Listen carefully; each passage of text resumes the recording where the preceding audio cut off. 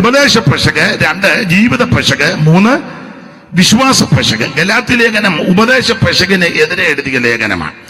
Corinth ലേഖനം ജീവിത പെശക് കണ്ട് അവരെ കറക്റ്റ് ചെയ്യാൻ എഴുതിയ ലേഖനമാണ് കൊരിന്ത് ലേഖനം.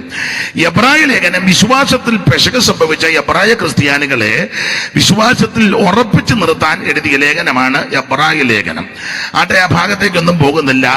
കൊരിന്ത്യർക്ക് പൗലോസ് 2 ലേഖനം എഴുതി. ചെല്ലു പറയാണ്ട് 2 കൊരിന്തി എന്ന്. കൊരിന്ത് ഒന്നേ ഉള്ളൂ, 2 ലേഖനം എഴുതിയതാ. പിന്നെ നമുക്ക് പറയാനും വായിക്കാനും എളുപ്പത്തിനാണ് നമ്മൾ ഈ 2 കൊരിന്തി എന്നൊക്കെ പറയുന്നത്. ഇനിയിപ്പം എങ്ങനെയും ആട്ടെ. അപ്പോൾ കൊരിന്ത്യർക്ക് 2 ലേഖനം പൗലോസ് എഴുതി. പൗലോസ് 7 സഭയ്ക്ക് 9 ലേഖനം എഴുതി. 7 സഭയ്ക്ക് 9 ലേഖനം. അതില് 9 ലേഖനം 7 സഭയ്ക്ക് വരാൻ കാര്യം 2 സഭയ്ക്ക് ഈ 2 ലേഖനം, കൊരിന്ത്യർക്ക് 2 ലേഖനവും തെസ്സലോനിക്കർക്ക് 2 ലേഖനം എഴുതി. അതുകൊണ്ടാണ് 7 സഭയ്ക്ക് 9 ലേഖനം വന്നിരിക്കുന്നത്. ഇതില് കൊരിന്ത്യർക്ക് എഴുതിയ 1-ാം ലേഖനം അതിന്റെ 16-ാം അധ്യായത്തിന്റെ 22-ാം വാക്യമാണ് ഇന്ന് രാത്രിയിലെ ചിന്തയ്ക്ക് അടിസ്ഥാനമായിട്ട് വായിച്ചത്. ഒരു കാര്യം ഊന്നി പറയാൻ, ഏത് ലേഖനമാണെങ്കിലും കൊള്ളാം, ഏത് പുസ്തകമാണെങ്കിലും കൊള്ളാം, ഇതിലെ പ്രതിപാദ്യ പുരുഷൻ നസറയനാകുന്ന യേശു ക്രിസ്തുവാണ്. മനുഷ്യവർഗത്തിന്റെ പാപത്തിന് പരിഹാരം വരുത്തുവാൻ സ്വർഗ മഹിമകൾ വെടിഞ്ഞ് ഈ ലോകത്തിലേക്ക് ഇറങ്ങി വന്ന നസറയനാകുന്ന യേശു ക്രിസ്തു. കരമുയർത്തി കർത്താവിന് മഹത്വം കൊടുക്കുക. സ്വർഗം വിട്ട് ഇറങ്ങി വന്നു, സ്വർഗ മഹിമകൾ വെടിഞ്ഞു, ഏഴയ്ക്കു വേണ്ടി യേശുയാഗമായി. സ്വർഗം വിട്ടിറങ്ങി വന്നു, സ്വർഗ മഹിമകൾ വെടിഞ്ഞു, ഏഴയ്ക്കു വേണ്ടി യേശുയാഗമായി. നിന്ദകളും പരികളും രുചികളും സഹിച്ച് നിന്ദിതനായവൻ കടന്നുപോയി. നിന്ദിതനായവൻ കടന്നുപോയി. സ്വർഗം വിട്ടിറങ്ങി സ്വർഗമഹിമകൾ വെടിഞ്ഞു, ഏഴയ്ക്കു വേണ്ടി യേശുയാഗമായി. സ്വർഗം വിട്ടിറങ്ങി വന്നു, സ്വർഗമഹിമകൾ വെടിഞ്ഞു, ഏഴയ്ക്കു വേണ്ടി യേശുയാഗമായി. അപ്പോൾ സ്വർഗമഹിമകൾ വെടിഞ്ഞ് ഇഹലോകത്തിലേക്ക് ഇറങ്ങി വന്ന നസറയനാകുന്ന യേശു ക്രിസ്തു. അതായത് ഇതിലെ പ്രതിപാദ്യ വിഷയം. ആട്ടെ, 2 ലേഖനം കൊരിന്ത്യർക്ക് എഴുതി. 1-ാം ലേഖനത്തിലെ 16 അധ്യായങ്ങളുണ്ട്. അധ്യായത്തിൽ കൂടി ഓടിച്ചെന്ന് പോയാൽ 1-ാം അധ്യായത്തിൽ പക്ഷം പിടിക്കുന്ന വിഷയമാണ്. 2-ാം അധ്യായത്തിൽ ഉപദേശമൊന്നും കൈക്കൊള്ളുന്നില്ല. 3-ാം അധ്യായത്തിൽ പിണക്കവും ഈർഷ്യയും പകയും വിദ്വേഷമൊക്കെ. 4-ാം അധ്യായത്തിൽ അറിവ് ചീർപ്പിക്കുന്നു. 5-ാം അധ്യായത്തിൽ ജാതികളുടെ ഇടയിൽ പോലും ഇല്ലാത്ത നടപടിക്രമങ്ങൾ സഭയ്ക്കകത്ത് കൊണ്ടുവന്നു. 6-ാം അധ്യായത്തിൽ കേസും കോടതിയും വഴക്കും വ്യവഹാരവും. 7-ാം അധ്യായത്തിൽ കുടുംബ പ്രശ്നത്തിന് പരിഹാരം നിവാരണം വരുത്തുകയാണ്, അതിന് പരിഹാരം ഉണ്ടാക്കണം. 8-ാം അധ്യായത്തിൽ വിഗ്രഹാർപ്പിതം തിന്നാമോ തിന്നാൻ പാടില്ലയോ തർക്കം നടക്കുക. 9-ാം അധ്യായത്തിൽ ഇതെല്ലാം പ്രബോധിപ്പിച്ച് ഉപദേശിച്ച പൗലോസിന്റെ കൊങ്ങായിക്ക് പിടിക്കാൻ ചെല്ലുന്നു. അങ്ങനെ എഴുതിയിട്ടില്ല, ആശയമതാ. താൻ ആരാ ഇതൊക്കെ പറയാ? ഞങ്ങള് ഊട്ടുകുളത്തെ ആരംഭകാല വിശ്വാസിയാ, കുക്കുസായി പോകുന്ന തുടങ്ങിയ സഭ ഞങ്ങളുടെ പുരകിടത്തില്ല. നിനക്ക് എന്തേലും ഗുണമുണ്ടോ? ചുമ്മാ കീർവാണം അടിച്ച് നടക്കാതെ നീ ഇന്ന് വരെ കുക്കുതായ്പ് വന്നു, പക്ഷെ നീ അഭിഷേകം ഇതുവരെ പ്രാപിച്ചില്ല. ഉള്ള അഭിഷേകം നീ കളഞ്ഞേച്ചതിലെല്ലാം മേത്താനം വഴി നടക്കുക. അതവിടെ നിൽക്കട്ടെ, ഞാൻ സമയമില്ലാത്തതുകൊണ്ട് അങ്ങ് അടങ്ങുക. അപ്പൊ ചുരുക്കി പറഞ്ഞാൽ വകുപ്പും ചട്ടവും പറഞ്ഞ് നടക്കുക. പൗലോസിന്റെ അപ്പോസ്തലത്വത്തെ ചോദ്യം ചെയ്യുക. എന്താ ഇതൊക്കെ പറയാൻ? പൗലോസ് ആരാ? പൗലോസ് യേശുവിനെ കണ്ടിട്ടുണ്ടോ? പുള്ളി എന്നാ കണ്ടത്? കണ്ടതിന്റെ ഡേറ്റ് അറിയാമോ? ഇതൊക്കെ പറഞ്ഞ് വാദമാണ്. 10-ാം അധ്യായത്തിൽ വിഗ്രഹാർപ്പണം തിന്ന് നശിച്ചു പോയവരുടെ ചരിത്രമാണ്. കണ്ടതും പിടിച്ചതും എല്ലാം അങ്ങ് തിന്നുക. അരവണ പായസം പോയി തിന്ന്, നേർച്ചയും തിന്ന്, അതും തിന്ന് നിന്നെ എന്നിട്ട് പമ്മി വന്നിരിക്കുക, കൈ അടിക്കാൻ മേലെ എന്നാ ഉരുണ്ട് കയറുന്നത്, പായസം ഉരുണ്ട് കയറുന്നതാ. അപ്പൊ ചുരുക്കി പറഞ്ഞാൽ ആവശ്യമില്ലാത്തതിനകത്തെല്ലാം പോയി തലകിടുക. ഞാൻ ആ ഭാഗത്തേക്ക് അധികം പോകുന്നില്ല, ഞാൻ ബെന്തിക്കോസുകാരോടായി പറയുന്നത്. അപ്പോൾ 10-ാം അധ്യായത്തിൽ വിഗ്രഹാർപ്പണം തിന്ന് പട്ടുപോയി. 11-ാം അധ്യായത്തിൽ പ്രധാനമായിട്ട് തിരുമേശകരുടെ ഉപദേശം കൊടുത്തിരിക്കുക. അതിന്റെ 1-ാം അധ്യായം മുതൽ താഴോട്ട് 21 വരെയൊക്കെ ഒന്ന് പഠിക്കുമ്പോൾ ഫാഷൻ, ലോകത്തിലെ ഏത് ഫാഷനും സഭയ്ക്കകത്ത് പ്രദർശിപ്പിക്കുക. മിക്കവരും സൺഡേ വരുന്നത് നേരത്തെ മേടിച്ച വസ്ത്രത്തിന്റെ പ്രദർശനത്തിനായി വരുന്നത്. യോഗ്യമായിട്ടും മാന്യമായിട്ടും ഒക്കെ വരുന്നത് വളരെ വിരളം ആൾക്കാരേ ഉള്ളൂ. ഇട്ടത് മേടിച്ചതെല്ലാവരും ഒന്ന് കാണിക്കണം, പ്രദർശിപ്പിക്കണം. സ്റ്റേജിൽ നിൽക്കുമ്പോൾ ആൾക്കാർ പറയണം, നല്ല എന്തുവാ അതിന് ഇപ്പോഴത്തെ ഭാഷയൊക്കെ ഉണ്ടല്ലോ മോനെ, എന്തുവാ പൊളിയായിരുന്നെന്ന്. ഈ കൊച്ചുങ്ങൾക്കൊന്നും അറിയാൻ മേല. പൊളി. ഒരുത്തനോട് ഒരുത്തൻ പറഞ്ഞു, ഇതെങ്ങനെ ഉണ്ടടാ? മുറ്റാന്ന് പറഞ്ഞു. ഇത് മുറ്റാന്ന്. അപ്പം വേറൊരു ഷർട്ട് കാണിച്ച്, ഇതെങ്ങനെ? ഇത് അതിലും മുറ്റ. ഇതെങ്ങനെ ഉണ്ട്? ഇതിട്ടാലാ മുറ്റ്. അപ്പൊ ഇതൊക്കെ പ്രദർശിപ്പിക്കാനും കാണിക്കാനുമായി എല്ലാവരുമല്ല, ചിലര് വരുന്നത്. അത് ഫാഷൻ. 11:23 മുതൽ പഠിക്കുമ്പോൾ തിരുമേശകളുടെ ഉപദേശമാണ്. അതിലേതിലേലും നടന്നേച്ച് ഞായറാഴ്ച വന്ന് അപ്പം തിന്നരുത്, 28 കണ്ടിന് പോയി, മാമോദിസാക്കും പോയി, ആണ്ടിയാത്തത്തിനും പോയി, പാർട്ടിയുടെ പരിപാടിക്കും പോയി, പിന്നെ ബൂത്തിലിരിക്കാനും പോയി, കൊടി പിടിച്ചോണ്ട്. നമ്മുടെ റാലിയല്ല, ഞാൻ തെളിച്ചു പറയണോ? വേറെ ഒത്തിരി സംഘടനയുണ്ട്, അതിന്റെ എല്ലാം പുറകെ എവനും വെമ്പളെ അങ്ങ്. ഞാൻ പറയണോ? നാളെ യോഗം ഉള്ളത് കൊണ്ട്. എന്നാ വേണ്ട. സകല കേസിനകത്ത് നടന്നേച്ച് ഞായറാഴ്ച ആകുമ്പം എലി വശം തിന്നാൻ വരുമ്പോൾ എടുത്ത്, ഇത് അങ്ങനെ തിന്നുന്ന സാധനമല്ല, വളരെ സൂക്ഷിക്കണം. നിനക്ക് അങ്ങനെ തിന്നണമെങ്കിൽ ബേക്കറി പോയി മുഴുത്ത പണ്ണ് മേടിച്ച് നീ മെമ്പളയും കൊണ്ടിരുന്ന് തിന്നണം. ഇത് യോഗ്യതയുള്ളവരെടുക്കേണ്ടതാ. അയോഗ്യമായി അപ്പം തിന്നരുത്, അയോഗ്യമായി പാനപാത്രത്തിൽ പാനം ചെയ്യരുത്. അങ്ങനെ തിന്നാൽ ശിക്ഷാവിധിക്ക് ഇടയായിത്തീരും. തന്നെത്താൻ ശോധന ചെയ്തിട്ട് വേണം ഇത് തിന്നാൻ. ഭാഗം വിടുക. അപ്പോൾ തിരുമേശകളുടെ തനതായ ഉപദേശമാണ് 11-ാം അധ്യായത്തിന്റെ 23 മുതൽ. 11-ാം അധ്യായത്തിലെ വിഷയം അതാ. 12-ാം അധ്യായത്തിൽ കൃപാവരങ്ങളെ പറ്റിയാ. നിന്നെന്നൊക്കെ ചിലര് പറയുന്നു, നിന്നിട്ടില്ല. അവർക്ക് നിന്നായിരിക്കും, നിന്നിട്ടില്ല. നമ്മളിപ്പോ തർക്കിക്കാനൊന്നും പോണ്ട. നിന്നോടോ ഉടനെ നിന്നെന്ന് ഞാൻ തെളിയിക്കാം, ഉടനെ നമ്മൾ നിന്നില്ലെന്ന് ഞാനിപ്പം തെളിയിക്കാം. നിന്നെന്നൊരു 10 വാക്യം പറയാം, ഉടനെ നമ്മൾ പറയാം നിന്നില്ലെന്നൊരു 15 വാക്യം. എന്തിനാ ഇങ്ങനെ തർക്കിക്കുന്നേ? അനുഭവിക്കുന്നവരിന്ന് രാത്രി ദൈവത്തിന് മഹത്വം പറ. ഇത് തർക്കിക്കാനും വാദിക്കാനുമുള്ള സമയമൊന്നുമല്ല. അനുഭവിക്കുന്നവരെ ഓർത്ത് ദൈവത്തെ സ്തുതിക്കുക. അപ്പൊ കൃപാവരങ്ങളെ കുറിച്ച് നിങ്ങൾ അറിവില്ലാത്തവരായിട്ട് ഇരിക്കരുത്. 12-ാം അധ്യായം 13-ാം അധ്യായം ഇതിലെല്ലാം ശ്രേഷ്ഠമായ ഒരു വരമുണ്ട്, ദൈവസ്നേഹമാ. മറ്റതെല്ലാം അടിഞ്ഞു പോകുന്നതും തീർന്നു പോകുന്നതുമാ. നിലനിൽക്കുന്ന എന്നേക്കും നിലനിൽക്കുന്നത് അത് ദൈവസ്നേഹമാ. ആകയാൽ വിശ്വാസം, പ്രത്യാശ, സ്നേഹം. പറ.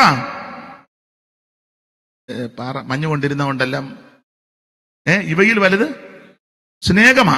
ദൈവസ്നേഹം. ആ സ്നേഹം വ്യാപരിക്കുന്നത് ഓർത്ത് ദൈവത്തെ മഹത്വപ്പെടുത്തുകയാ. ആഴമരായുവതിന് ആരറിവോ 1000 ഉണ്ടെന്നാലും ഞാനിതു ചൊൽവതിന ഏതു മരം ഉരച്ചിടുവാൻ പരിധിലാർക്കെള്ളുതോ ഏതു മരം ഉരച്ചിടുവാൻ പരിധിലാർക്കെള്ളുതോ സ്നേഹമിതാശ്ചര്യമേ ഓ അതിശയമേ ഓ അതിശയമേ ശോണിതാലേ ഞാനെന്നും പാടുമേ ഈ ദിവ്യ സ്നേഹത്തെ ശോണിതാലേ ഞാനെന്നും പാടുമേ ഈ ദിവ്യ സ്നേഹത്തെ ദൈവ കുഞ്ഞാടെ നിൻ സ്നേഹരസം എന്നകമേ വഴിഞ്ഞോടാ ഉന്നതനെ സ്തുതി ചെയ്യുവാ മണ്ണിലൻ വേലയു തീർത്തിടുവാൻ എന്നെയൊരുക്കണമേ മണ്ണിലൻ വേലയു തീർത്തിടുവാൻ എന്നെയൊരുക്കണമേ സ്നേഹമിതാശ്ചര്യമേ ഓ അതിശയമേ ഓ അതിശയമേ ചോണിതാലേ ഞാനെന്നും പാടുമേ ഈ ദിവ്യ സ്നേഹത്തെ ചോണിതാലേ ഞാനെന്നും പാടുമേ ഈ ദിവ്യ സ്നേഹത്തെ. അപ്പോൾ 13-ാം അധ്യായം അധ്യായത്തിൽ ദൈവസ്നേഹത്തെ പറ്റി, 14 അധ്യായം കൃപാവരങ്ങൾ വിനിയോഗിക്കേണ്ട വിധം, അത് എല്ലാം ഉചിതമായിട്ടും ക്രമമായിട്ടും വേണം ഇതെല്ലാം വിനിയോഗിക്കാൻ. അതാണ് 14 അധ്യായം. 15 അധ്യായം പ്രത്യാശയുടെ അധ്യായമാ. മരിച്ചവരുടെ പുനരുത്ഥാനവും വീണ്ടെടുപ്പും രൂപാന്തരവും ഒക്കെ അടങ്ങുന്ന അധ്യായമാണ് 15 അധ്യായം. 16 അധ്യായം എല്ലാവർക്കും വലിയ തൃപ്തിയുള്ള അധ്യായമല്ല. ആഴ്ചവട്ടത്തിന്റെ 1-ാം നാളെ ചരിതിച്ചു വെച്ചതെല്ലാം കൊണ്ടുവരണമെന്ന അത് തൃപ്തി വരികയല്ലെന്നറിയാം. അപ്പൊ അതുകൊണ്ട് എല്ലാ ഭാഗവും വിസ്തരിക്കുന്നില്ല. കർത്താവിന് മഹത്വം. സമയത്തെ ഭയപ്പെടുന്നത് കൊണ്ട് എടുത്ത വാക്യത്തോട് കൂറ് പുലർത്തി 1-2 കാര്യങ്ങൾ പറയാം. 1-ാം അധ്യായത്തിലേക്ക് വരുമ്പോൾ ഈ കൊരിന്ത്യര് ഒരു കൃപാവരത്തിലും കുറവില്ലാത്തവരെന്നാണ് എഴുതിയേക്കുന്നത്. ഒരു കൃപാവരത്തിലും കുറവില്ല. 4-ാം വാക്യം വായിച്ചാട്ടോ. 1-ാം അധ്യായത്തിന്റെ 4-ാം വാക്യം വായിച്ചേ. ചടികടാന്ന് വായിച്ചോണം. നിങ്ങൾക്ക് ക്രിസ്തുയേശുവിൽ നൽകപ്പെട്ട ദൈവകൃപ നിമിത്തം ഞാൻ എന്റെ ദൈവത്തിന് നിങ്ങളെ കുറിച്ച് എപ്പോഴും സ്തോത്രം ചെയ്യുന്നു. ക്രിസ്തുവിന്റെ സാക്ഷ്യം നിങ്ങളിൽ ഉറപ്പായിരിക്കുന്നത് പോലെ അവന് നിങ്ങൾ വിശേഷാൽ സകല വചനത്തിലും പരിജ്ഞാനത്തിലും സമ്പന്നരായി തീർന്നു. അടുത്ത വാക്യം വായിക്കുന്നത് ഇങ്ങനെ നിങ്ങൾ ഒരു കൃപാവരത്തിലും കുറവില്ലാത്ത മുന്തിയ നമ്പർ 1 സഭയാണ് കൊരിന്ത് സഭ. ഒരു കൃപാവരത്തിലും കുറവില്ല. എന്തൊക്കെ വരാം അമ്മനെ? ഇപ്പൊ കുഞ്ഞുങ്ങൾ പറയാ ഇയാളെ പ്രസംഗിക്കാൻ വിളിച്ചെങ്കിൽ പ്രസംഗിച്ചങ്ങ് പോയാ മതി, ഞങ്ങളോട് ചോദ്യമൊന്നും എന്നാ വേണ്ട. അപ്പോൾ എല്ലാ കൃപാവരങ്ങളും കൊരിന്തിലുണ്ട്. ഒരു കൃപാവരത്തിലും കുറവില്ലാത്തവരാ. നല്ല നമ്പർ 1 സഭയാ, മുന്തിയ സഭ. നമ്മുടെയൊക്കെ പല സഭകളും ഉണക്ക സഭയാ. 2 പേര് ഒരു മറുഭാഷ, ചിലപ്പോ ഒരു തള്ളയൊന്ന് ഇളകിയെന്നായി. അല്ലാതെ ഇളകുമ്പോ ഉടനെ മറ്റൊരു നോക്കുകയും ചെയ്യും, മേരി എന്തിനാ ഇളകുന്നെന്ന്. ഇതാണ് നമ്മുടെ വരം. പിന്നെ വല്ലപ്പോഴും ഒരു അങ്ങരിക്കും പറ്റില്ല, ഹല്ലേലൂയ വല്ലപ്പോഴും ഏമ്പക്കം വിടുന്നത് പോലെ, ആന്ധ്രാവായി കയറുന്നത് പോലെ. ഇപ്പൊ തന്നെ നിങ്ങൾ ഇങ്ങോട്ട് നോക്കി, അങ്ങനെ വലിയ ഇളക്കമൊന്നുമില്ലല്ലോ. അത് നല്ല കാര്യമാണ്. ഞാൻ അങ്ങോട്ട് നോക്കി, വലിയ ഇളക്കമൊന്നുമില്ല. എന്നാൽ കൃപാവരങ്ങളിൽ ഒരു കൃപാവരത്തിലും കുറവില്ലാത്തവരാ കൊരിന്തിലെ വിശ്വാസികള്. നമ്പർ 1 സഭയാ. ഇങ്ങനെ നിങ്ങൾ ഒരു കൃപാവരത്തിലും കുറവില്ലാത്തവരായി. അപ്പോൾ 1-ാം കിട സഭ നമ്പർ 1 സഭയാ. ഇവരെ പറ്റി വളരെ ശ്ലാഘനീയമായ നിലയിലാ പൗലോസ് പറഞ്ഞിരിക്കുന്നത്. പക്ഷേ 2-ാം അധ്യായത്തിലേക്ക് വരുമ്പോൾ ഈ സഭയുടെ ആഴമല്ല ഒന്ന് ആത്മാവ് അറിഞ്ഞു. 2-ാം അധ്യായത്തിന്റെ 9-ഉം 10-ഉം ഒന്ന് വായിച്ചാട്ട്. ദൈവം തന്നെ സ്നേഹിക്കുന്നവർക്ക് ഒരുക്കിയിട്ടുള്ളത് കണ്ണ് കണ്ടിട്ടില്ല, ചെവി കേട്ടിട്ടില്ല, ഒരു മനുഷ്യന്റെ ഹൃദയത്തിൽ തോന്നിയിട്ടില്ല എന്ന് എഴുതിയിരിക്കുന്നത് പോലെ തന്നെ നമുക്കോ ദൈവം തന്റെ ആത്മാവിനാൽ വെളിപ്പെടുത്തിയിരിക്കുന്നു. ആത്മാവ് സകലത്തെയും ദൈവത്തിന്റെ ആഴങ്ങളെ ആരായുന്നു. ആത്മാവ് ആഴങ്ങൾ ആരായും. ഞാനും നിങ്ങളും പുറമേ നോക്കി മാർക്കിടുമ്പോൾ, പുറമേ നോക്കി വിലയിരുത്തുമ്പോൾ, കണക്കിടുമ്പോൾ ദൈവത്തിന്റെ പരിശുദ്ധാത്മാവ് എന്റെയും നിങ്ങളെ ആഴങ്ങൾ അറിയുന്നതാണ്. ഞാനും നിങ്ങളുമെല്ലാം പുറമേ നോക്കി വിലയിരുത്തും, മാർക്കിടും. മനുഷ്യ സഹജം അങ്ങനെ. പക്ഷേ ദൈവത്തിന്റെ ആത്മാവ് എന്റെ നിങ്ങളുടെ ഉള്ളങ്ങൾ അറിഞ്ഞുകൊണ്ടിരിക്കുക. അപ്പൊ ആത്മാവ് സകലത്തെയും ദൈവത്തിന്റെ ആഴം അറിയുമെന്ന. ദൈവത്തിന് ആഴമുള്ളത് പോലെ പിശാചിനും ഉണ്ട് ആഴം. അതാ വെളിപ്പാട് 2 വായിക്കുന്ന സാത്താന്റെ ആഴങ്ങൾ അറിഞ്ഞിട്ടില്ലാത്ത ചിലര്. സാത്താനും ഉണ്ട് ആഴം. നമ്മുടെ വിഷയമല്ല, പോയേക്കാം. അപ്പോൾ ആത്മാവ് സകലത്തെയും അറിയുന്നതാ, സകലത്തെയും അറിയും. 1-ാം അധ്യായത്തിൽ ഒരു കൃപാവരത്തിലും കുറവില്ല. ഈ പരിശുദ്ധാത്മാവ് 2-ാം അധ്യായത്തിൽ ഇവരുടെ കൃപാവരങ്ങളുള്ളവരുടെ ആഴമെല്ലാം അറിഞ്ഞു. മറുഭാഷ കൊണ്ട്, ഭാഷകളുടെ വ്യാഖ്യാനമുണ്ട്, വിവിധ ഭാഷ കൊണ്ട്, വീര്യപ്രവൃത്തി, ഭൂതത്തെയൊക്കെ ഇറക്കും, രോഗികളെ പ്രാർത്ഥിച്ച രോഗിക്ക് സൗഖ്യം റൈറ്റ് നൗ എന്ന് വെക്കുമ്പോൾ ഒന്നേ താഴെ വീടുമില്ലേ, ആള് പോവും. ഇതൊക്കെ അങ്ങനെയൊക്കെ കൃപാവരങ്ങളാ. പേര് വിളിച്ചു പറയുന്നു, അഡ്രസ്സ് പറയുന്നു, വണ്ടി നമ്പർ പറയുന്നു, ബലൂൺ ഊതി പൊട്ടിക്കുന്നു, ചവിട്ടുന്നു, പിന്നെ ഛർദിപ്പിക്കുന്നു, കുരയ്ക്കുന്നു. അതൊക്കെ കേട്ടിട്ടില്ലേ? ഭയങ്കര കൃപാവരമാണ്. സ്തോത്രം. അങ്ങ് പ്രവചനമാണ്. എല്ലാവർക്കും പ്രവചനമാണ്. അടുത്ത കാലത്ത് ഒരാൾ മുഴുവൻ ഭൂകമ്പമാണ് പ്രവചിക്കുന്നത്, നാശമാണ് മുഴുവൻ പ്രവചിക്കുന്നത്. ഗുണം വരുന്നൊരു കാര്യം ഡാം പൊട്ടാൻ പോകുന്നു. പിന്നെന്തോ, നിങ്ങളാരും ഇതൊന്നും അറിയുന്നില്ലേ? ഹെലികോപ്റ്റർ തകരുന്നു. ആട്ടെ, മൊത്തം കാടടച്ച് വെടിവെക്കുക, കൊള്ളുന്നെങ്കിൽ എവിടെയും. എടാ, ദൈവത്തിന്റെ ആത്മാവ് പറഞ്ഞാൽ വളരെ കൃത്യമായിട്ടായിരിക്കും പറയുന്നത്. ലോകത്തിൽ ചില ഭൂകമ്പങ്ങൾ നടക്കുന്നു. അത് എത്രയോ കാലമായിട്ട് ദൈവത്തിന്റെ ആത്മാവാന്ന് പറയും. ഊട്ടുകൊളത്ത് മാർച്ച് മാസം 8-ാം തീയതി ഭൂകമ്പം. അതാ ദൈവം പറയുന്നത്. ആ 8-ാം തീയതി ഡേറ്റ് പറഞ്ഞിട്ട് നീ അനുസരിക്കാതെ ഊട്ടുകൊളത്ത് പിന്നെ അള്ളി പിടിച്ചിരുന്നാൽ സൂക്ഷം നീ തൊലയും. മിണ്ടുന്നില്ല. ഞാൻ പ്രവചിച്ചതല്ലേ, ഉദാഹരണം പറഞ്ഞതാ. ഞാൻ കേട്ടോണ്ട് കളകി പോയരുത്. ദൈവത്തിന്റെ ആത്മാവ് പറയുന്നതെല്ലാം കൃത്യമായിട്ടുള്ള കാര്യമാണ്. ഗിദെയോനോട് പറഞ്ഞു, നിന്റെ അപ്പന്റെ 2 വയസ്സുള്ള അങ്ങനെ പറയുന്നത്. കൃത്യം പ്രായം വരവ്. എത്ര വയസ്സാ? 7 2 എനിക്ക് തെറ്റിയതാ. എത്രയാമേ? ഓ അമ്മ പറയാമേ, ഉറക്കെ പറയാമേ. ഒന്ന് വായിച്ചേ. 7 തോന്നില്ലയോ? ഉറക്കെ വായിച്ചേ ഷൂ പാസ്റ്ററെ.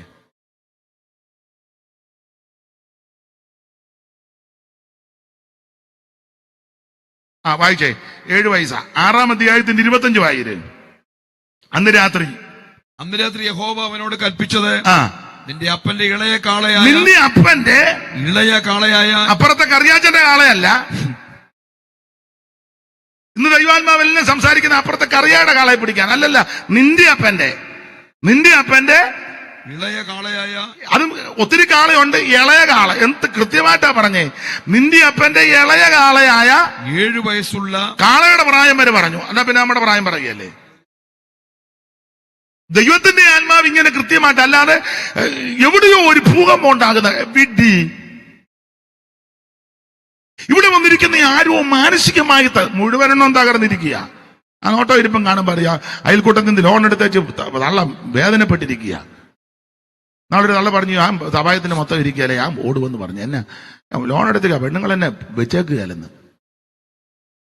ലോൺ എടുത്തിട്ടില്ലേ പറ, ജോടി മിണ്ടുകയല്ലോ. ഒരെണ്ണം എടുത്തവരെന്ന് കൈപൊക്കിക്ക് പൊക്കെ ആണ്ട് ഇരിക്കുന്ന എല്ലാം മനോവേദനപ്പെട്ടിരിക്കുക.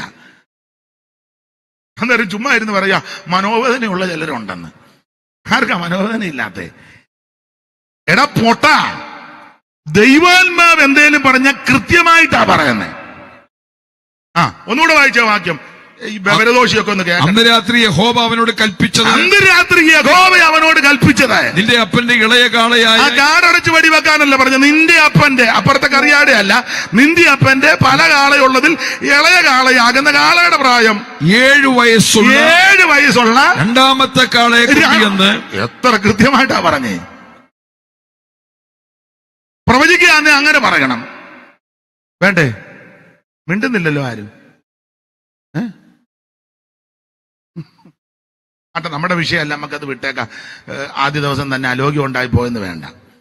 ദൈവത്തിന് മഹത്വം. അപ്പൊ ദൈവത്തിന്റെ പരിശുദ്ധാത്മാവ് വളരെ സ്പഷ്ടമായിട്ടും കൃത്യമായിട്ടുമാണ് ഇടപെടുന്നത്.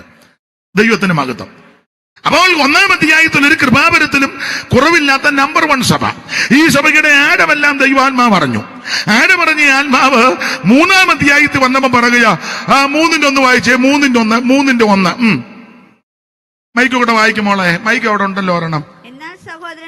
എന്നാൽ സഹോദരന്മാരെ, നിങ്ങളോട് എനിക്ക് ആത്മീയരെന്ന പോലെയല്ല. എന്നെ വച്ച് ഇരുട്ടത്തിരുന്ന് വായിക്കാതെ വെട്ടത്തോടങ്ങാണ്ടിരുന്ന് വായിരിക്കും. എന്നാൽ സഹോദരന്മാരെ, നിങ്ങളോട് എനിക്ക് ആത്മീയന്മാരോടെന്ന പോലെ. എന്നാൽ സഹോദരന്മാരെ, നിങ്ങളോട് എനിക്ക് ആത്മീയന്മാരോടെന്നത് പോലെയല്ല, ജഡീകന്മാരോടെന്നത് പോലെ, ക്രിസ്തുവിൽ ശിശുക്കളായവരോടെന്ന പോലെ അത്രേ സംസാരിക്കും. ഇങ്ങോട്ട് നോക്കിയേ. 1-ാം അധ്യായത്തിൽ സകല കൃപാവരവും ഉണ്ടെന്ന്. അന്യഭാഷയുണ്ട്, പ്രവചനമുണ്ട്, വീര്യപ്രവൃത്തിയുണ്ട്, രോഗശാന്തിയുണ്ട്, വചനജ്ഞാനമുണ്ട്, പരിജ്ഞാനമുണ്ട്. ഒരു കൃപാവരത്തിലും കുറവില്ല. പക്ഷെ ഇവര് 2-ാം അധ്യായത്തിൽ ആഴമെല്ലാം അറിഞ്ഞേച്ച് 3-ാം അധ്യായത്തിൽ പരിശുദ്ധാത്മാവ് പറയുക, നിങ്ങൾക്ക് പ്രവചനമുണ്ട്, അന്യഭാഷയുണ്ട്, വിവേചനമുണ്ട്, വരങ്ങളുണ്ട്, ഫലമുണ്ട്, എല്ലാം ഉണ്ട്. പക്ഷേ നിങ്ങളോട് ആത്മീകരോട് സംസാരിക്കുന്നത് പോലെ സംസാരിക്കാൻ ഒക്കുന്നില്ല. മറുഭാഷ പറഞ്ഞേച്ചാ കാറിനെ അവിടെ ചെന്ന് ഉടനെ അടിയുണ്ടാക്കുകയല്ലേ. അതെ, യോഗം കഴിഞ്ഞ് ആത്മാവിലായ പെണ്ണമ്മയും മരുമകളുടെ താഴെ ചെല്ലുന്നതിന് മുന്നേ 2 കൂടെ തെറ്റി കള്ള കൂടിന്റെ കുടുംബിക്ക് ഇടിച്ച് ആദ്യം ഇറങ്ങി. എന്നിട്ട് പറഞ്ഞു, നീ അങ്ങോട്ട് വന്നേക്കാൻ. എന്നെ എല്ലാരും പ്രയാസപ്പെട്ടിരിക്കുന്നേ. ദൈവത്തിന് മഹത്വം. നിങ്ങൾക്ക് ഈ വരവൊക്കെ ഉണ്ട്, കൃപയൊക്കെ ഉണ്ട്. പക്ഷെ നിങ്ങളോട് ആത്മീകരോട് സംസാരിക്കുന്നത് പോലെ സംസാരിക്കാൻ പറ്റുന്നില്ല. അതെന്താ കാരണം? കാരണം 3-ന്റെ 3 നിങ്ങളുടെ ഇടയിൽ ഈർഷ്യയും പിണക്കവും. നിങ്ങളുടെ ഇടയിൽ ഈർഷ്യയും പിണക്കവും ഇരിപ്പുണ്ട്. 1-ാം അധ്യായത്തിൽ കൃപാവരം എല്ലാം ഉണ്ട്. പക്ഷെ അതിന്റെ കൂടെ നിങ്ങളുടെ കൂടെ ഈർഷ്യ, പിണക്കം. അളിയന്മാർ 2 പേരും പ്രവാചകന്മാരാ, പക്ഷെ 2 തമ്മിൽ മിണ്ടുകയല്ല.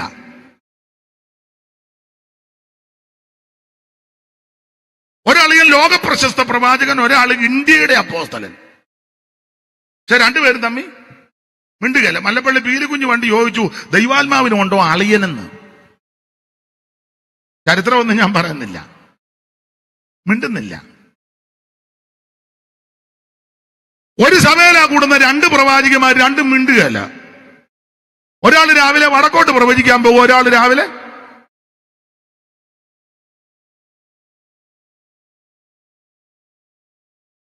എന്നെ എല്ലാവർക്കും ഒരു അരുതാഴിയ പോലെ. ദൈവത്തിന് മഹത്വം. പ്രാർത്ഥിച്ച ഉടനെ രോഗി സൗഖ്യമാ, അത്രയ്ക്ക് കൃപാവരമാ.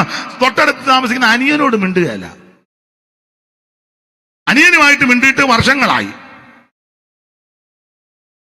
പ്രാർത്ഥിച്ച അന്നേരം ഞാൻ പറയുന്ന കാര്യം അവർക്ക് പിടികിട്ടുന്നില്ലെന്ന് തോന്നുന്നു. നിങ്ങൾക്ക് പിടികിട്ടുന്നുണ്ടോ? എല്ലാവരും പൊട്ടമാടത്തെ ഇരിക്കും പോലെ ഇരിക്കുന്നു. ദൈവത്തിന് മഹത്വം. അപ്പൊ ഒരു കാര്യം പറയാം, കൃപാവരമൊക്കെ ഉണ്ട്, പക്ഷെ നിങ്ങളോട് ആത്മീകരോട് സംസാരിക്കാൻ പറ്റുന്നില്ല. നിങ്ങളുടെ ഇടയിൽ ഈർഷ്യയും പിണക്കമൊക്കെ ഇരിക്കുന്നു. ഞാൻ അനുഭവത്തിന്റെ വെളിച്ചത്തിൽ വളരെ പ്രാഗൽഭ്യത്തോടെ പറയാം. സ്തോത്രം. അവരിങ്ങോട്ട് വന്ന് മിണ്ടാൻ നോക്കി നിൽക്കരുത്, നീ അങ്ങോട്ട് ചെന്ന് മിണ്ടണം.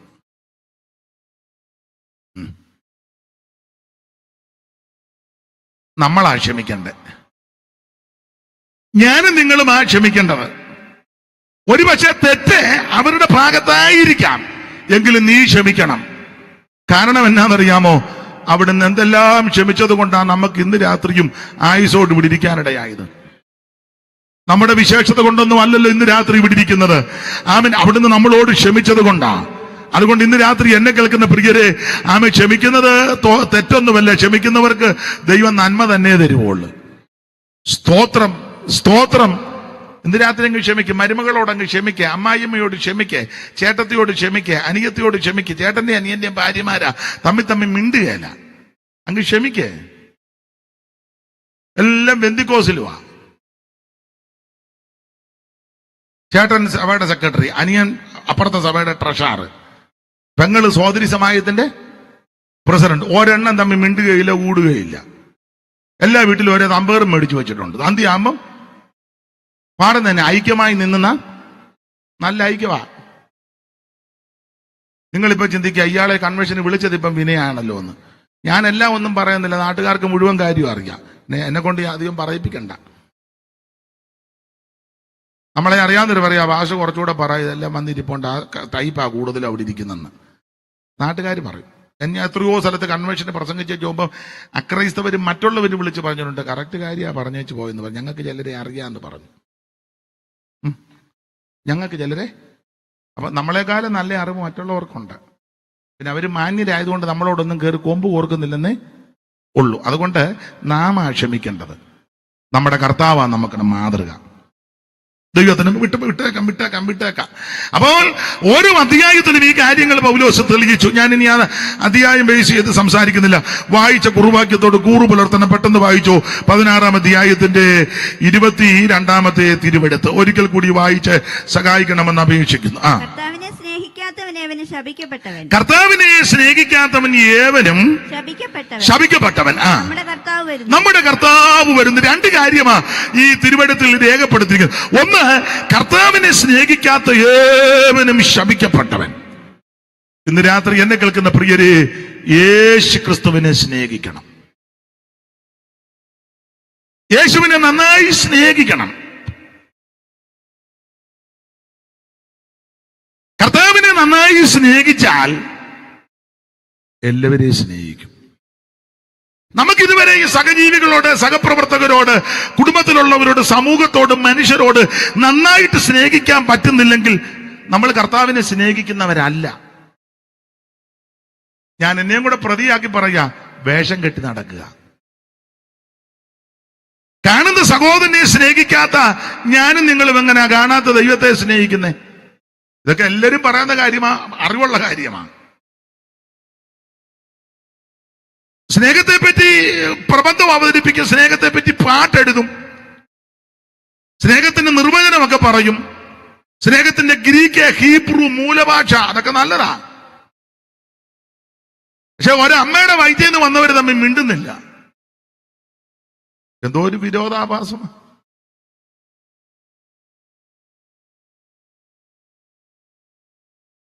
എല്ലാരും എടുക്കപ്പെട്ടതാണോ? അനക്കമൊന്നുമില്ല. ദൈവത്തിന് മഹത്വം. ആരെയും വിധിച്ചതല്ല, ആരെയും തേജോവധം ചെയ്ത് പറയുന്നതല്ല. ശരിയായ ദൈവസ്നേഹം നമ്മുടെ അകത്ത് വേണം. ആ ശരിയായ ദൈവസ്നേഹം അകത്തുണ്ടെങ്കിൽ നമ്മൾ സ്നേഹിക്കും. ദൈവത്തിന് മഹത്വം. ഞാൻ എല്ലാ ഇടങ്ങളിലും പറയുന്ന കാര്യങ്ങൾ പറയാം. ഈ കർത്താവിന് വളരെ അടുത്ത് സ്നേഹിച്ച ശിഷ്യനായിരുന്നു യോഹന്നാൻ. യോഹന്നാന്റെ സുവിശേഷത്തിൽ യോഹന്നാന്റെ പേരൊന്നും പറയുന്നില്ല. മറ്റു 3 സുവിശേഷത്തിൽ യോഹന്നാന്റെ പേരുണ്ട്. മത്തായി, മർക്കോസ്, ലൂക്കോസ് ഏതാണ്ട് 20 പ്രാവശ്യം യോഹന്നാന്റെ പേര് പറഞ്ഞിട്ടുണ്ട്. പക്ഷെ യോഹന്നാൻ എഴുതിയ സുവിശേഷത്തിൽ യോഹന്നാന്റെ പേരില്ല. അതാ പുള്ളിയുടെ ക്വാളിറ്റി. അദ്ദേഹത്തെ പറ്റി ആ സുവിശേഷത്തിൽ ഇങ്ങനെയൊക്കെയാ കൊടുത്തേക്കുന്നത്: യേശു സ്നേഹിച്ച ശിഷ്യൻ, ഇത് സാക്ഷ്യം വഹിച്ച ശിഷ്യൻ, ഇത് കണ്ടു നിന്ന ശിഷ്യൻ, മറ്റ് 2 ശിഷ്യന്മാർ, അവരിൽ ഒരുത്തൻ. എല്ലാം പുള്ളിയുടെ കാര്യമാണ്. നമ്മൾ അന്ന് ഓരോ ഖണ്ഡികയിലും നമ്മുടെ പേരെഴുതും. ഇത് കണ്ടുകൊണ്ടിരുന്ന അനീഷ് കാവാലം, ഫോട്ടോ എടുത്ത അനീഷ് കാവാലം, തല്ലു വന്നപ്പോ കയറി തടഞ്ഞ അനീഷ് കാവാലം, ഏതാ ഓരോ അധ്യായത്തിൽ ഒരു 5-6 പ്രാവശ്യമെങ്കിലും നമ്മുടെ പേര് നമ്മൾ തിരികെ കയറ്റും. അയ്യോ, പേര് വെച്ചില്ലെങ്കിൽ പ്രശ്നം ഉണ്ടാക്കുന്ന എത്ര വിദ്വാന്മാരുണ്ട്. നോട്ടീസ് പേര് വെച്ചില്ലെന്ന് പറഞ്ഞ് നോട്ടീസ് കത്തിച്ചു കളഞ്ഞ ബിരുദന്മാരുണ്ട്. വലുതായിട്ട് പേരെഴുതിയില്ലെന്നും പറഞ്ഞ് റവേന്ന് വെച്ചില്ലെന്ന്. പാസ്റ്ററിന് വെച്ചു, പക്ഷെ അതിനിപ്പറ റവ വെച്ചില്ല. ഒരാൾ പറഞ്ഞ ചീര മൈദായും കൂടെ അങ്ങ് വെച്ചോളാൻ പറഞ്ഞു. ഏതായാലും ചുമ്മാ മെനക്കേടാ, മൈദായ.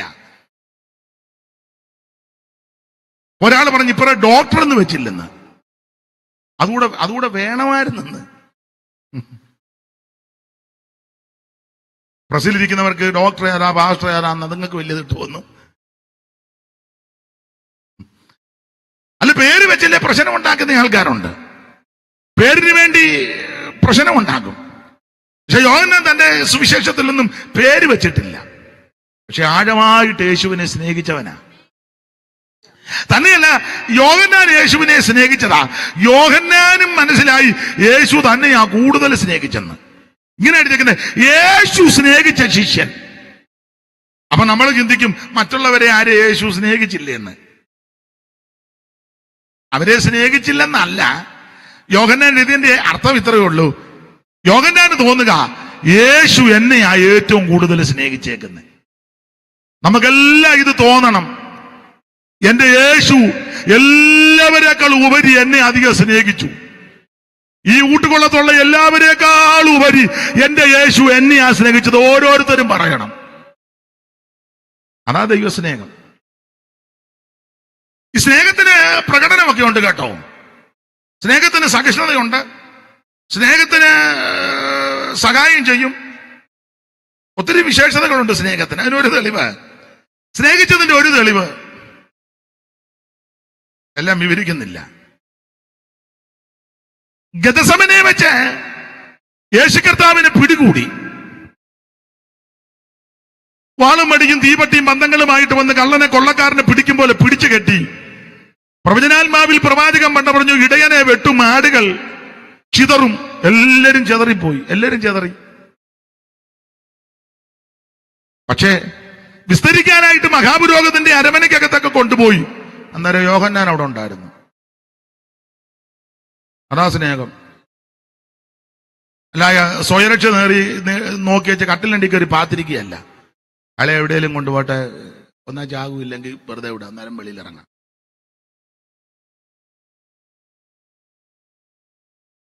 അരമനയ്ക്കകത്ത് ചെന്നു.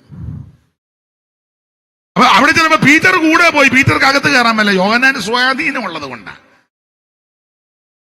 കവർണഭൂമിലും ടൗണിലുമൊക്കെ യോഹന്നാന് വീടുണ്ടായിരുന്നെന്നാ ചരിത്രം പറയുന്നത്. വീടുണ്ടായിരുന്നു. ഈ മീൻപിടുത്തക്കാരെന്ന് എല്ലാവരും ചിന്തിക്കുന്നെങ്കിൽ ചുമ്മാ മീൻ പിടിച്ച് നടക്കുകയല്ല, മാലത്ത് വട്ടാനെ പിടിച്ച് നടക്കുകയല്ല.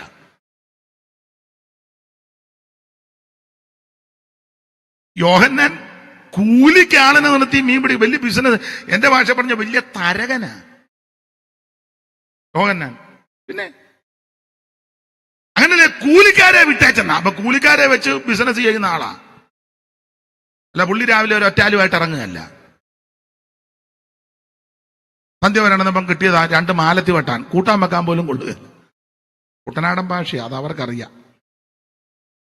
അപ്പൊ കൂലിക്കാരെ വെച്ചു. തന്നെയുമല്ല, ആള് മിടുക്കനായിരുന്നു. ഞാൻ ആ ഭാഗത്തേക്ക് പോകുന്നില്ല. മഹാപുരോഹിതന്മാരുമൊക്കെ സ്വാധീനമുണ്ട്. അതുകൊണ്ട് യോഹന്നാൻ അകത്ത് കയറി. പത്രോസ് വെളിയിൽ നിൽക്കുക. അപ്പൊ യോഹന്നാൻ പറഞ്ഞു പുള്ളിയെ കൂടി ഇങ്ങോട്ട് കയറ്റി വിടാൻ പറഞ്ഞു. അങ്ങനെ കയറ്റി വിട്ട്. എന്തിനേറെ വിസ്താരമെല്ലാം കഴിഞ്ഞതെല്ലാം യോഹന്നാൻ കണ്ടും കേട്ടുമൊക്കെ നിൽക്കുക. ഒടുവില് അവിടുന്ന് പങ്കപ്പാടുകളൊക്കെ സഹിച്ച് മുൾക്കിരീടധാരിയായി, മുഖത്തെ രോമമെല്ലാം പിടിതെടുക്കപ്പെട്ടവനായി, മുതുക ഉടവുചാല് പോലെ നീളത്തിൽ കീറപ്പെട്ടവനായി, വീണും വേച്ചും വിറച്ചും ഈ പങ്കപ്പാടും വീടുകളും എല്ലാം നമ്മുടെ കർത്താവ് സഹിച്ച് ആമൻ ഇതുപോലെ ആമൻ സ്തോത്ര ആ ഗോൽഗോഥായിൽ ചെന്ന് ആമൻ 2 ദുഷ്പ്രവർത്തിക്കാരുടെ നടുവിൽ ഇരുമ്പാനുകളിൽ ആമൻ തൂങ്ങപ്പെട്ട് കിടക്കുന്ന നസറയനാകുന്ന യേശു ക്രിസ്തു. എല്ലാ ശിഷ്യന്മാരും മാറി മാറി നിന്നപ്പോൾ ആ സന്ദർഭത്തിന് ക്രൂശിന്റെ ചുവട്ടിൽ നിന്നത് യോഹന്നാനാ. അതാ സ്നേഹം, അതാ സ്നേഹം. എല്ലാവരും ദൂരെ പോയപ്പോഴും ക്രൂശിന്റെ ചുവട്ടിൽ യോഹന്നാൻ ഉണ്ടായിരുന്നു. അതാ സ്നേഹം. കഷ്ടാനുഭവങ്ങൾ വന്നപ്പോൾ ഇട്ടേച്ച് പോയില്ല. ശരിയായ സ്നേഹിതരാരാന്നറിയാമോ? നിന്റെ കഷ്ടതയിൽ കൂടെ നിൽക്കുന്നവരാ. നല്ല അന്തരീക്ഷത്തിൽ ഇഷ്ടം പോലെ ആൾക്കാർ കാണും. അവര് വഹിക്കാൻ വരുന്നവരാ. നന്നായിട്ട് കവി പണ്ട് പറഞ്ഞില്ലയോ, സുഖത്തിലുണ്ടാം സഖിമാരനേകർ, ദുഃഖം വരുമ്പോൾ പുനരാരുമില്ല. നല്ല ചുറ്റുപാടും അന്തരീക്ഷമാണ്. ഇഷ്ടം പോലെ സ്നേഹിതരും ഒക്കെ കാണും.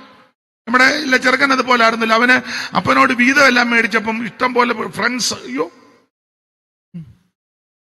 മെസ്സേജ് അയക്കുന്നു, വാട്സപ്പിനകത്ത് വിടുന്നു. അവനെ ടൈയിട്ട ഫോട്ടോ, ടൈയിടാത്ത ഫോട്ടോ, അവനെ ബർമുഡ ഇട്ട ഫോട്ടോ എടുത്തു കൊണ്ടും പൊളി പൊളി. അവനും അങ്ങ് ഇളകി. എൻ്റെ ചില കാശിരിപ്പുണ്ടായിരുന്നു.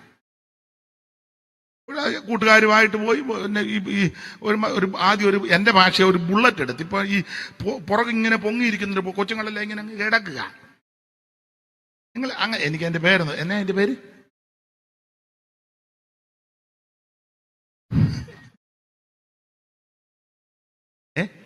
ഡ്യൂക്ക്. ഞാൻ പറഞ്ഞ തെറ്റരുത്. അങ്ങനത്തെ കണ്ടിട്ടില്ലേ മോനെ അങ്ങനത്തെ ബൈക്ക്? അവൻ ഇങ്ങനെ അങ്ങ് കിടക്കുക. അവന്റെ പുറകിലെടുത്തിരിക്കുക.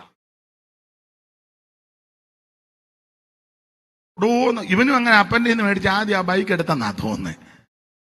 അല്ല, ഇപ്പൊ ഈ സൈലൻസറൊക്കെ മറിച്ച് ചുമ്മാ എന്ന് പറഞ്ഞു. അയ്യോ, സ്റ്റോപ്പിൽ നിന്ന് തള്ള താഴെ കിടക്കുന്നു. തള്ളക്കറിയാം ഇതിന്റെ ഇണക്കെങ്ങനെയാന്ന്. അപ്പൊ ചുരുക്കി പറഞ്ഞ ഏവൻ ഇതെല്ലാം കൂടെ അടിച്ച് കോളേജിന്റെ അതിലേക്ക് കൂടെ ഒന്ന് കറങ്ങുമ്പം പെമ്പിള്ളേരിളകി. സ്തോത്രം. നമ്പർ മേടിച്ചു. എന്തെല്ലാം പ്രശ്നങ്ങളാ. ചുരുക്കി പറഞ്ഞാൽ ഇഷ്ടം പോലെ കൂട്ടുകാര്. കാരണം ഇവന്റെ കയ്യിൽ കാശുണ്ടെന്ന്.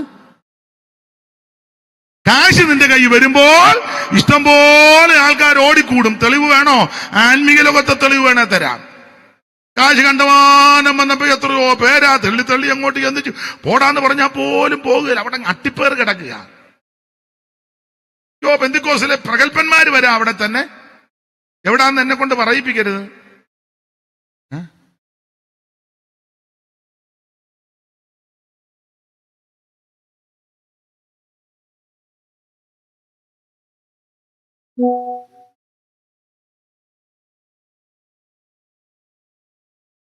വേറൊരു കേസ് ഇവിടെ പറയാ.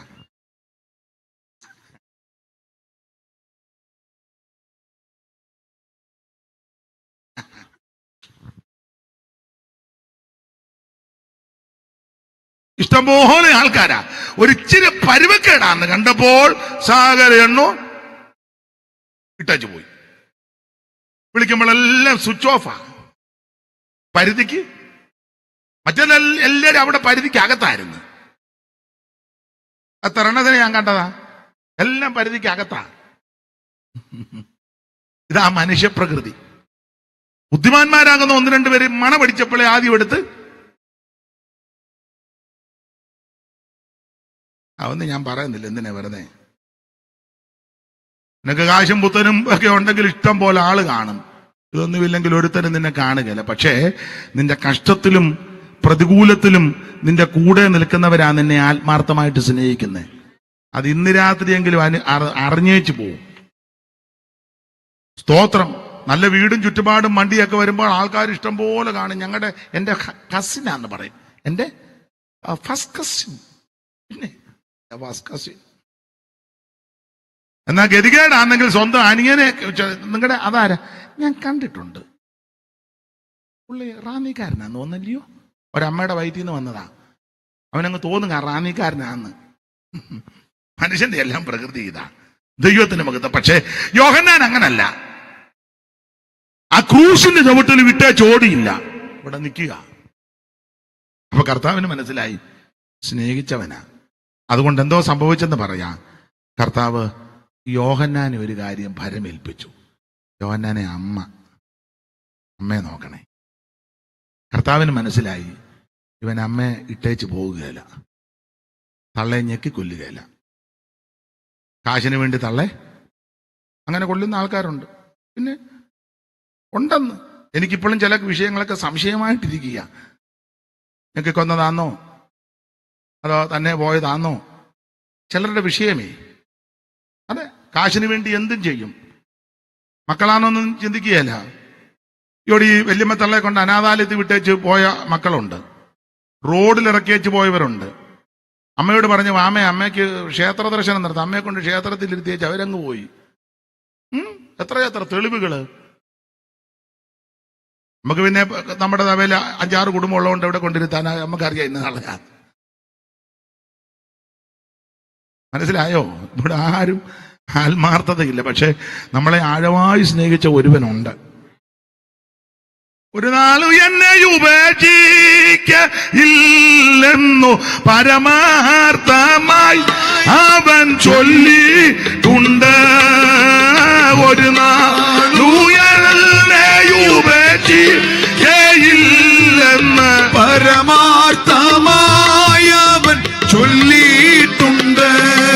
ഓ എന്നെ വിളിച്ചവൻ, എന്നെ രക്ഷിച്ചവൻ എന്നാളുയൽ എന്നോടു കൂടെയുണ്ട്. എന്നെ വിളിച്ചവൻ, എന്നെ രക്ഷിച്ചവൻ എന്നാളും എന്നോട് കൂടെയുണ്ട്. രാത്രി എന്റെ കേൾക്കുന്ന പ്രിയരെ, നിന്നെ ആഴമായി സ്നേഹിക്കുന്ന ഒരുവനുണ്ട്, നസറയനാകുന്ന യേശു. നിന്നെ അമ്മ ഉപേക്ഷിച്ചാലും സഹോദരങ്ങൾ ത്യജിച്ചാലും വേണ്ടപ്പെട്ടവര് വെറുത്താലും വെറുക്കാത്ത ഉപേക്ഷിക്കാത്ത അനാഥരായിട്ട് വിടാത്ത ഒരു നല്ല കർത്താവ് ഇന്ന് രാത്രി നിനക്ക് വേണ്ടിയുണ്ട്. ആ കർത്താവിനായി നിന്റെ ജീവിതത്തെ സമർപ്പിക്ക്, നീയും നിന്റെ കുടുംബവും രക്ഷപ്പെടും. ദൈവത്തിന് മഹത്വം. യോഹന്നാൻ ക്രൂശിന്റെ ചുവട്ട് നിന്നു. യേശുവിന് മനസ്സിലായി ഈ കഥാനുഭവത്തിന്റെ നടുവിലും ജീവൻ പോകാൻ പോവുക, അന്നേരം ഉണ്ടല്ലോ ചുവട്ടില്. അതുകൊണ്ട് മറ്റ് 12 പേരെയും പരമേൽപ്പിക്കാത്ത കാര്യം ഏൽപ്പിച്ച് അമ്മയെ സംരക്ഷിച്ചോണം. കർത്താവിന് മനസ്സിലായി ഇവൻ ഇട്ടേച്ച് പോവുകയല്ല. എന്റെ ഭാഷ മാനുഷികമായി ചിന്തിച്ചാൽ എന്റെ ഭാഷ കർത്താവ് സമാധാനത്തോടായിരിക്കും മരിച്ചത്. അല്ലെങ്കിലും കർത്താവിന് സമാധാനമാ. ആ വിഷയത്തോട് ബന്ധപ്പെട്ട് പറയുക, അമ്മയെ സംരക്ഷിച്ചോളുമല്ലോ, അവൻ ഇട്ടേച്ച് പോകത്തില്ലല്ലോ. 10 മാസം നൊന്ത് വേദനിച്ച് പ്രസവിച്ച പെറ്റതള്ള മരിച്ചിട്ട് ഡെഡ് ബോഡി പോലും കാണാൻ പോകാഞ്ഞ പെന്തിക്കോസുകാരനെ എനിക്കറിയാം. ചിലപ്പോൾ അത്ര കക്ഷികൾ ഇവിടെയും ഉണ്ടോ എന്നറിയത്തില്ല. വളരെ വിരളമാ. പക്ഷെ ഒരു കേസിന് സ്വന്തം പെറ്റതള്ള മരിച്ചിട്ട് കാണാൻ പോയില്ലെന്ന്. ആകെ ഒരു മോനേ ഉള്ളൂ, ഒന്നിന്റെ കൂടെ വേറെ ഒന്നില്ല. നിങ്ങൾ ഓർക്കുന്ന അമേരിക്കയിലോ കാനഡ അല്ലല്ല, പുള്ളി താമസിക്കുന്ന വീട്ടിൽ നിന്ന് ഒരു 22 കിലോമീറ്റർ പോയാൽ മതി, ഡെഡ് ബോഡി കാണാം.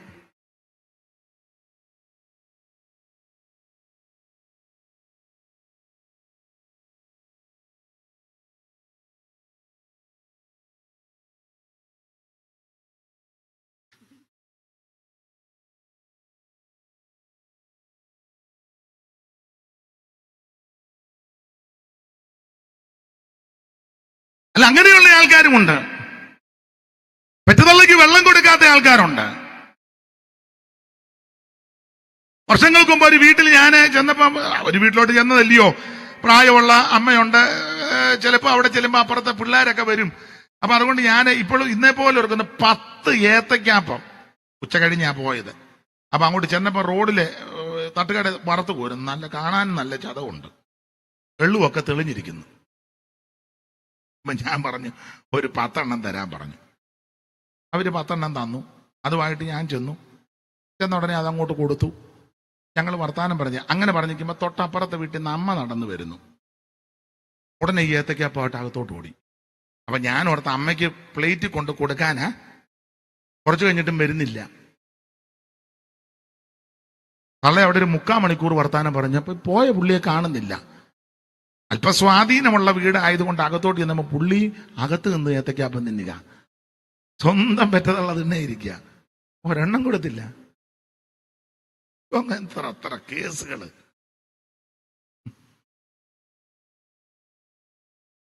അങ്ങനത്തെ വാർത്താനൊക്കെ ചിലപ്പോ ഇതിനകത്തും കാണും.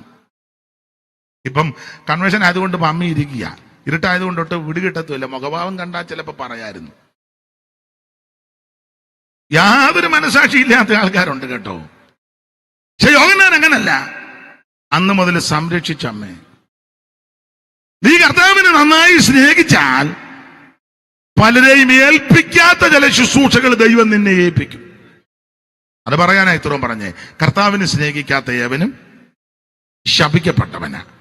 ഈ ശപിക്കപ്പെട്ടവനെ വേദപുസ്തകം പഠിച്ചാൽ രക്ഷിക്കപ്പെടുമ്പോൾ അന്ന് വരെയുള്ള സകല ശാപങ്ങളും അക്രമങ്ങളും അനീതികളും എല്ലാം യേശു ക്ഷമിക്കും. അതങ്ങനെ തന്നെയാ. എന്നാൽ നീ കൃപയിൽ വന്നു കഴിഞ്ഞ് തിരുവചനത്തിന്റെ വ്യവസ്ഥ പ്രകാരം നിന്നില്ലെങ്കിൽ ശാപം ഉണ്ടാകും കേട്ടോ.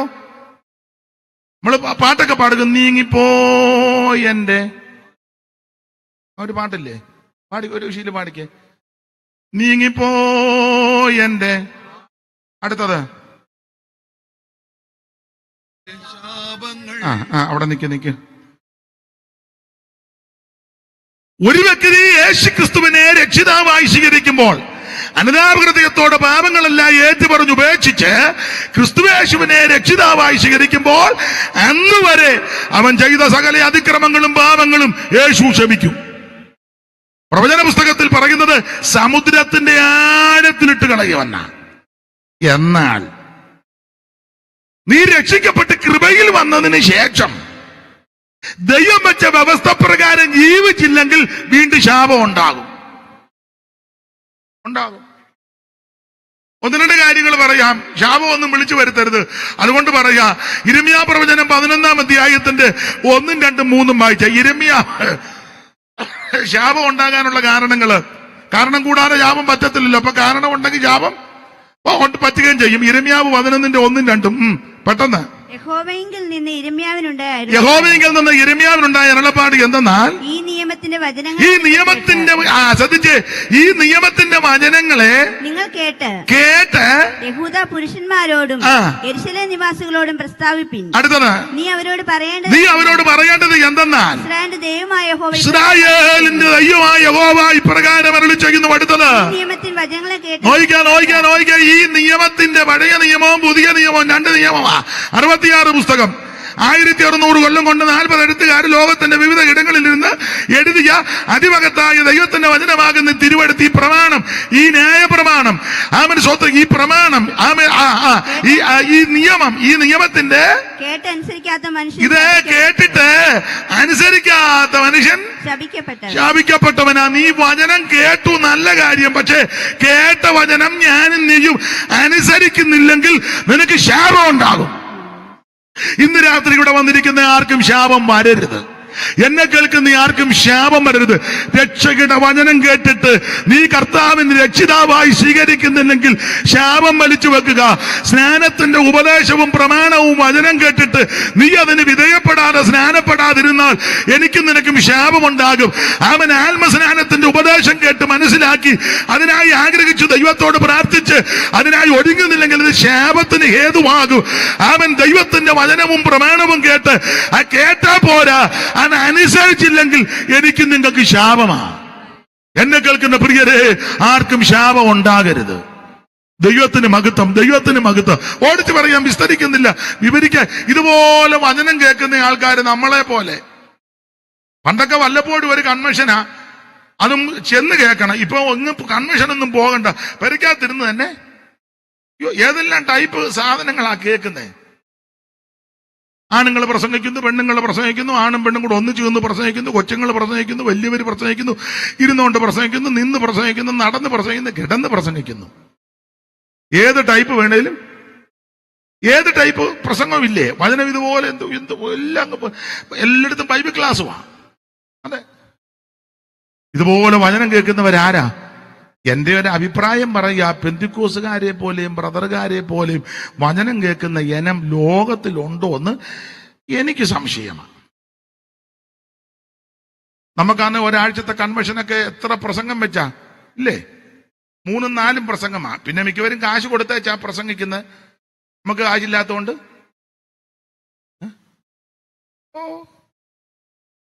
കാശൊക്കെ പിള്ളേർ പറയുമ്പല്ലേ ബീച്ച് ആണെങ്കിൽ എല്ലാവരുടെയും കാര്യമല്ല. ഞാൻ പറഞ്ഞു, അല്ല അവര് ഞാൻ പറഞ്ഞു അതിനും ആള് വേണ്ടായോ, കാര്യവും നടക്കണ്ടേ. ഞാൻ പറഞ്ഞത് ഇഷ്ടംപോലെ പ്രസംഗമാ, ഇഷ്ടം പോലെ കേൾക്കുക ഞാനും നിങ്ങളും. നമ്മളെ പോലെ കേൾക്കുന്നവർ വേറെ ആരിയിരിക്കുന്നു. അങ്ങനെയെങ്കിലും ഒരു കാര്യം പറയാം, ഏറ്റവും കൂടുതൽ ശാപം നമുക്കായിരിക്കും.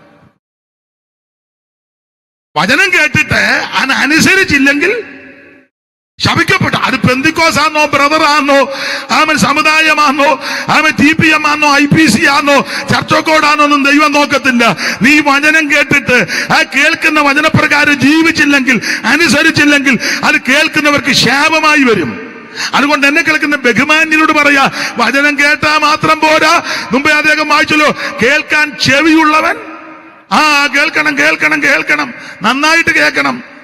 ഓടിച്ചു പറയാ, ശാപം വരാനുള്ള ഒന്നാമത്തെ കാര്യം കേട്ടാൽ അനുസരിച്ചില്ലെങ്കിൽ ശാപം വരും. ഇനി യിരെമ്യാ പ്രവചനം തന്നെ 17-ാം അധ്യായത്തിന്റെ 5-ാം വാക്യം വായിച്ച്, ഇതെല്ലാം അറിവുള്ള വാക്യമാ. ഒന്ന് വായിച്ചോ, യിരെമ്യാവ് 17-ാം അധ്യായത്തിന്റെ 5-ാം വാക്യം ഒന്ന് വായിച്ചേ.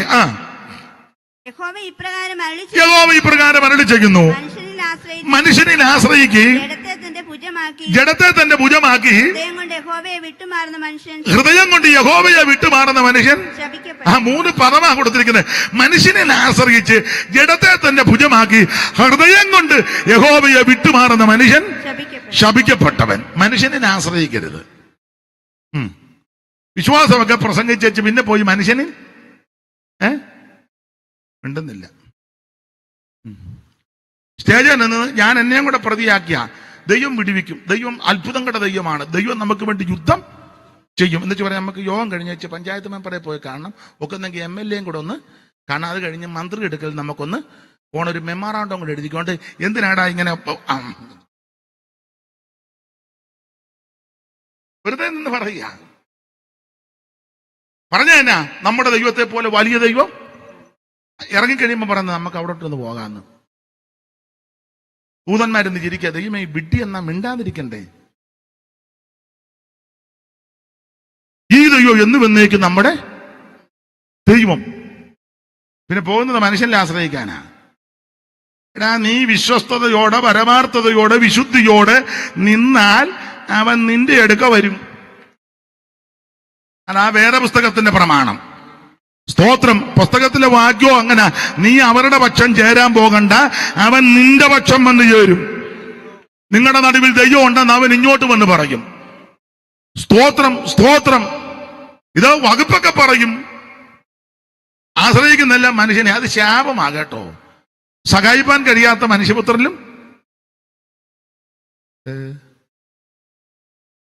ദൈവത്തിന് മഹത്വം, ദൈവത്തിന് മഹത്വം. മനുഷ്യനിൽ ആശ്രയിച്ച് ജഡത്തെ തന്റെ ഭുജമാക്കി എന്ന് പറഞ്ഞാൽ എന്റെ കൈമിടിക്കൊണ്ട് ഇതൊക്കെ സാധിച്ചെന്ന് പറയരുത്. ജഡത്തെ ഭുജമാക്കുക. ഞാനുള്ളത് കൊണ്ടാ ഇങ്ങനെ, പിന്നെ ഞാൻ ഈ ദേശത്തുള്ളത് കൊണ്ടാ ഇതെല്ലാം ഇങ്ങനെ. ചില സഹോദരിമാർ പാസ്റ്ററെ, അച്ചായനൊരു കഴിവതില്ല, ഞാൻ പിന്നെ ഇങ്ങനെ ഉള്ളത് കൊണ്ടാ ഈ വീടിങ്ങനെ. ചില അച്ചായന്മാര് പറയും, പാസ്റ്ററെ ഞങ്ങൾ 2 സഹോദരന്മാരുള്ളത് കൊണ്ടായി സഭ ഇങ്ങനെ. പള്ളി അത് തന്നെ പറഞ്ഞത്, ഞാനുള്ളത് കൊണ്ടായി ഇതിങ്ങനെ. വിഡ്ഢി. എന്റെ നിന്റെ മിടുക്കുകൊണ്ടല്ല, അവിടുത്തെ ദയയാ. വിലാപങ്ങൾ വായിക്കുന്ന നാം മുടിഞ്ഞു പോകാതിരിക്കുന്നത് അവിടുത്തെ ദയയാ. ദൈവത്തിന്റെ കരുണ കൊണ്ടാണ് ഞാൻ നിങ്ങളും ഇന്ന് രാത്രി ഇവിടെ ഇരിക്കുന്നത്. കാത്ത് കൃപയീൻ കാലം മുഴുവൻ നീ കൈവിടാതെന്നെ കൺമണി പോലെ. കാത്തു കൃപയീൻ കാലം മുഴുവൻ നീ കൈവിടാതെന്നെ കൺമണി പോലെ. അലങ്ങിയുള്ളം നീറും നേരം, അലങ്ങിയുള്ളം നീറും നേരം അരികിൽ വന്നേകി ആശ്വാസം, അരികിൽ വന്നേകി മമ മണാള നിൻ പ്രേമത്താലേ, മമ മണാള നിൻ പ്രേമത്താലേ നിറയുന്നേയൻ ഉള്ളം ഇന്നേരം, നിറയുന്നേയൻ ഉള്ളം ഇന്നേരം. കരമുയർത്തി ദൈവത്തിന് മഹത്വം കൊടുക്ക. മനുഷ്യനെ ആശ്രയിച്ച് ജഡത്തെ ഭുജമാക്കി ഹൃദയം കൊണ്ട് യഹോവയിട്ട് വിട്ടുമാറുന്ന മനുഷ്യൻ ശപിക്കപ്പെട്ടവനാ. സ്തോത്രം. ചിലര് യോഗത്തിനൊക്കെ വന്നിരിക്കുന്നെങ്കിലും ഹൃദയം ദൂരസ്ഥലത്താ. ഇപ്പോൾ ഇവിടെ ഇരിക്കുന്നവർക്കെല്ലാം അങ്ങനെ ഹൃദയം ഉണ്ട്. ദൈവമേ എപ്പം വീട്ടിൽ പോകാൻ പറ്റുമോ, ബോധമുള്ളവനല്ല കയറിയേക്കുന്നത്. 10 പറഞ്ഞെങ്കിലും അയാൾ മിക്കാറും വണ്ടി കിട്ടുമോ, നടന്നു പോകണോ, ഇരുണ്ട് വീഴുമോ, ടോർച്ചിന് ഇനിയും ബാറ്ററി ഉണ്ടോ, ദൈവമേ അച്ചായൻ പുറകിലെങ്ങാണ്ട് വരുമെന്നാ പറഞ്ഞു, ഇനി അയാൾ കിടന്ന് മെനക്കേടാകും. ഇന്ന് മിക്കാറും തല്ല്. പല ചിന്തകളാ, ന്യായമായ ചിന്തകളുവാ, അത് തെറ്റൊന്നുമല്ല. അപ്പൊ നമ്മളിവിടെ ഇരിക്കുന്നെങ്കിലും ഹൃദയം പല സ്ഥലങ്ങളില്ല. കഥകിന് കുറ്റി കിട്ടുകൊണ്ടെന്നൊരു സംശയമുണ്ട്. ഗ്യാസ് ഓഫ് ആക്കിയോ, അടുപ്പയിൽ ഏതാണ്ട് ഇരിപ്പോണം വെച്ച് ഓഫ് ആക്കിയോ, ഇടയ്ക്കെടുന്നിട്ട് ഓടാനും മേലെ. അയാൾ ബോധമുള്ളവനല്ല, വല്ലതും വിളിച്ച് പറഞ്ഞെങ്കിൽ പെരയ്ക്ക് തീ പിടിക്കുവോ, പല ചിന്തകളാ. അപ്പൊ ഇവിടെ ഇരിക്കുന്നെങ്കിലും ഹൃദയം ഏകാഗ്രതമാകുന്നില്ല. പക്ഷെ സങ്കീർത്തനക്കാരൻ പാടിയതിനാണെന്നറിയോ, എന്റെ ഹൃദയവും എന്റെ മാംസവും ജീവനുള്ള ദൈവത്തെ നോക്കി ഘോഷിക്കുന്നു. അപ്പൊ ഹൃദയം കൊണ്ട് വിട്ടുമാറരുത്. ശാപം വരാനുള്ള കാര്യം 1, ന്യായപ്രമാണം കേട്ട് അനുസരിച്ചില്ലെങ്കിൽ ശാപം വരും. 2, ജഡത്തെ ആശ്രയിച്ച്, മനുഷ്യനിൽ ആശ്രയിച്ച് ജഡത്തെ ഭുജമാക്കി ഹൃദയം കൊണ്ട് ദൈവത്തെ വിട്ടുപോയാൽ ശാപമുണ്ടാകും. ഒരു വാക്യം കൂടെ ചേർത്ത് വായിച്ചു. യിരെമ്യാ പ്രവചനം 48-ാം അധ്യായത്തിന്റെ 10-ാമത്തെ വാക്യം, അറിവുള്ള വാക്യമെങ്കിലും വായിച്ചു.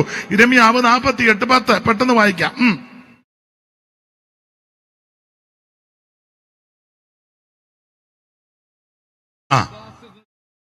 യഹോവയുടെ പ്രവൃത്തി ഉദാസീനതയോടെ ചെയ്യുന്നവൻ ശപിക്കപ്പെട്ടവൻ. അപ്പോൾ ശാപം വരാനുള്ള 3-ാമത്തെ കാര്യം, യഹോവയുടെ പ്രവൃത്തി ഉദാസീനതയോടെ ചെയ്താൽ ശപിക്കപ്പെട്ടവൻ. അങ്ങനെയാണെങ്കിൽ ഞാൻ എന്നെയും കൂടെ പ്രതിയാക്കിയ വെറുതെ ശാപം മേടിച്ച് കെട്ടരുത്. ഒരു പാട്ടേ പാടിയോളെങ്കിലും അലസമായിട്ട് ഉദാസീനതയോടെ പാടരുത്. ഒറ്റ പ്രാവശ്യമേ കൈ അടിച്ചോളെങ്കിലും നന്നായിട്ട് കൈ അടിച്ച് ദൈവത്തെ മഹത്വപ്പെടുത്തണം. ഒരു ഹല്ലേലൂയായെ പറയാൻ ഒത്തോളെങ്കിൽ അത് നല്ല വൃത്തിയായിട്ടും വെടിപ്പായിട്ടും നന്നായിട്ടും പറയണം. സ്തോത്രം. ഒറ്റ യോഗത്തിനെ വന്നുള്ളെങ്കിൽ അത് നല്ലതുപോലെ തന്നെ ആയിരിക്കണം വന്നിരിക്കുന്നത്. അങ്ങനെ അലസരായിട്ട് ഉദാസീനതയോടെ മടിയോടൊന്നും ഇരിക്കരുതെന്ന്. യഹോവ തീഷ്ണനല്ലയോ. ഞാൻ അടുത്ത കാലത്ത് പോയപ്പോ എന്റെ ദൈവമേ എരുമേലിയിലെ ഈ അടുത്ത സമയത്ത് പോയപ്പോ എന്തോ ശക്തിയോട് അവർ ചാടുകയും തുള്ളുകയും ചെയ്യുന്നേ. അവരുടെ വിശ്വാസമാണ്. വണ്ടിയെല്ലാം ബ്ലോക്കാ. അതും നല്ല ചടിയോടാണ് കണ്ട കാര്യമാണ്. ഒരു നാണക്കേടുമില്ല. നമ്മൾ നേരെ ഇപ്പൊ തിരിച്ചു. പണ്ട് നമ്മളെ ആയിരുന്നു തുള്ളക്കാരെന്ന് പറഞ്ഞത്. ഇപ്പൊ അതല്ല, ഇപ്പൊ തുള്ളക്കാരൊന്നുമല്ല. ഇപ്പൊ ആരെങ്കിലും നമ്മുടെ ഇടയിൽ നിന്ന് തുള്ളി കൊണ്ടേ നമ്മൾ നോക്കുക. ഇപ്പൊ ഇവിടെ കയറി തുള്ളിയോ എന്നെ കണ്ണു നോക്കി ഏതാന്ന് അപ്പുറം നേരെ തലതിരിഞ്ഞ എല്ലാം തലതിരിഞ്ഞു പോയി. യഹോവയുടെ പ്രവൃത്തി ഉദാസീനതയോടെ ചെയ്യുന്നവൻ ശപിക്കപ്പെട്ടവനാ. ഏത് കാര്യം ചെയ്താലും നല്ല വൃത്തിയായിട്ട് ചെയ്യണം. മർക്കോസ് 7:37 വായിക്കുന്നത്, അവൻ സകലതും നന്നായി ചെയ്തെന്നാ. അല്പമാമുപകരണം കൊണ്ടു നൽപഴുന്ന മകത്തായ വേലകൾ ചെയ്തും ശില്പികൾ കൂടയ പുരുഷൻ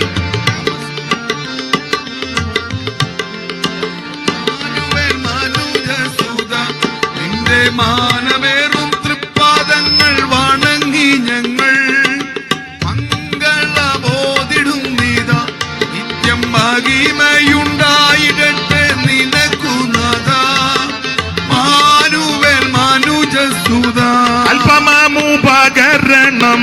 കൊണ്ടു നൽപ്പെടുന്ന മകത്തായ വേലകൾ ചെയ്തും ശില്പികൾ കൂട്ടയവന് നീയേജിൽ പുരുഷൻ ചിരന്തര നമസ്കാരം നമസ്കാരം മാനുവൽ മനുജസുത നിന്റെ മാനമേറും തൃപ്പ വണങ്ങി ഞങ്ങൾ. അപ്പൊ ശ്രദ്ധിക്കുക, അല്പമാകുന്ന ഉപകരണങ്ങൾ കൊണ്ട് നൽപ്പെടുന്ന മകത്തായ വേലകൾ ചെയ്തവൻ ആ ദൈവം. ആ ദൈവത്തെ ആരാധിക്കുമ്പോൾ അലസരായിട്ട് ഉദാസീനതയോടെ നിൽക്കരുത്. സ്തോത്രം. തീഷ്ണതയോടെ വേണം ദൈവത്തെ ആരാധിക്കാൻ. ആട്ടെ, ഭാഗം വിടുക. ശാപം വരാനുള്ള നാലാമത്തെ കാര്യം മലാക്കി 3:9. അറിവുള്ള വാക്യമായി, ഇഷ്ടമല്ല വായിപ്പിക്കുന്നത് ഈ വാക്യം, എന്നാലും അങ്ങ് വായിച്ചേക്കാം. മലാക്കി 3:9. പെട്ടെന്ന് വായിച്ചു കൊച്ചേ, വായിക്കു കൊച്ചേ.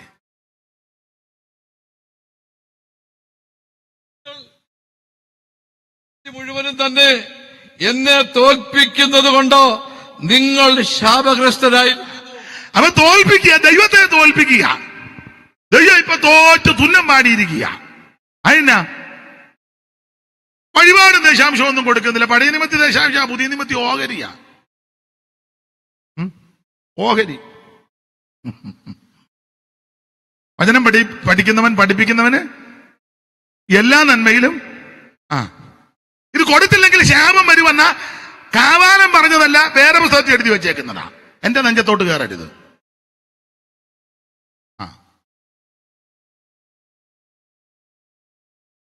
വേറെ പുസ്തകത്തിൽ എഴുതിയിരിക്കുന്ന കാര്യമായി പറയുന്നത്. നിനക്ക് ലഭിക്കുന്ന എല്ലാത്തിനും ഒരു ഓഹരി ദൈവത്തിന് കൊടുത്തിരിക്കണം. എന്നാ ചിലര് ഭൗമികമായിട്ടാണെങ്കിലും ഒരു നന്മ ലഭിക്കാത്ത ചിലർക്ക് നന്മ ലഭിച്ചാൽ തന്നെ തൃപ്തിയില്ലല്ലോ. കുഞ്ചപ്പാടം 10 ഏക്കറുണ്ട്, പക്ഷെ കുത്തരിക്കഞ്ഞ് കുടിക്കാൻ ഒക്കുന്നില്ല. ഗുജറാത്തിൽ നിന്ന് ഗോതമ്പ് വരണം, അതിന് 2 ചപ്പാത്തി ജനലെ പിടിച്ചു നിന്ന് തിന്നണം. ഞാനെപ്പോഴും വീട് പുളുക്കീട് പഞ്ചാര ഇട്ട കാപ്പ് കുടിക്കാൻ മേല. ഷുഗർ ഫാക്ടറി അവിടെ ലോഡ് കണക്കിന് പഞ്ചസാര കയറി പോകുന്നത് തിന്നെ ഇരുന്ന് കാണുക, അറിയാ എന്തിന്. മനസ്സിലാകുന്നുണ്ടോ? എമ്മോമിന്റെ ഡൺലപ്പിന്റെ മെത്ത മേടിച്ച് ഭിത്തിയുടെ അവിടെ ചാരി വെച്ച് കാഞ്ഞിരപ്പലകട പലകെട്ടിലേക്ക് കിടക്കുക. ഇടയ്ക്കിടയ്ക്ക് നോക്കും മെത്ത അവിടെ തന്നെ ഉണ്ടോ എന്ന്. നിന്റെ ഗതികേട്. നീ ദൈവത്തെ തോപ്പിക്ക്. സ്തോത്രം. ദൈവത്തെ തോപ്പിക്കരുത്. നിനക്ക് ലഭിക്കുന്ന എല്ലാത്തിനും ഒരു ഓഹരി ദൈവത്തിന് കൊടുക്കണം.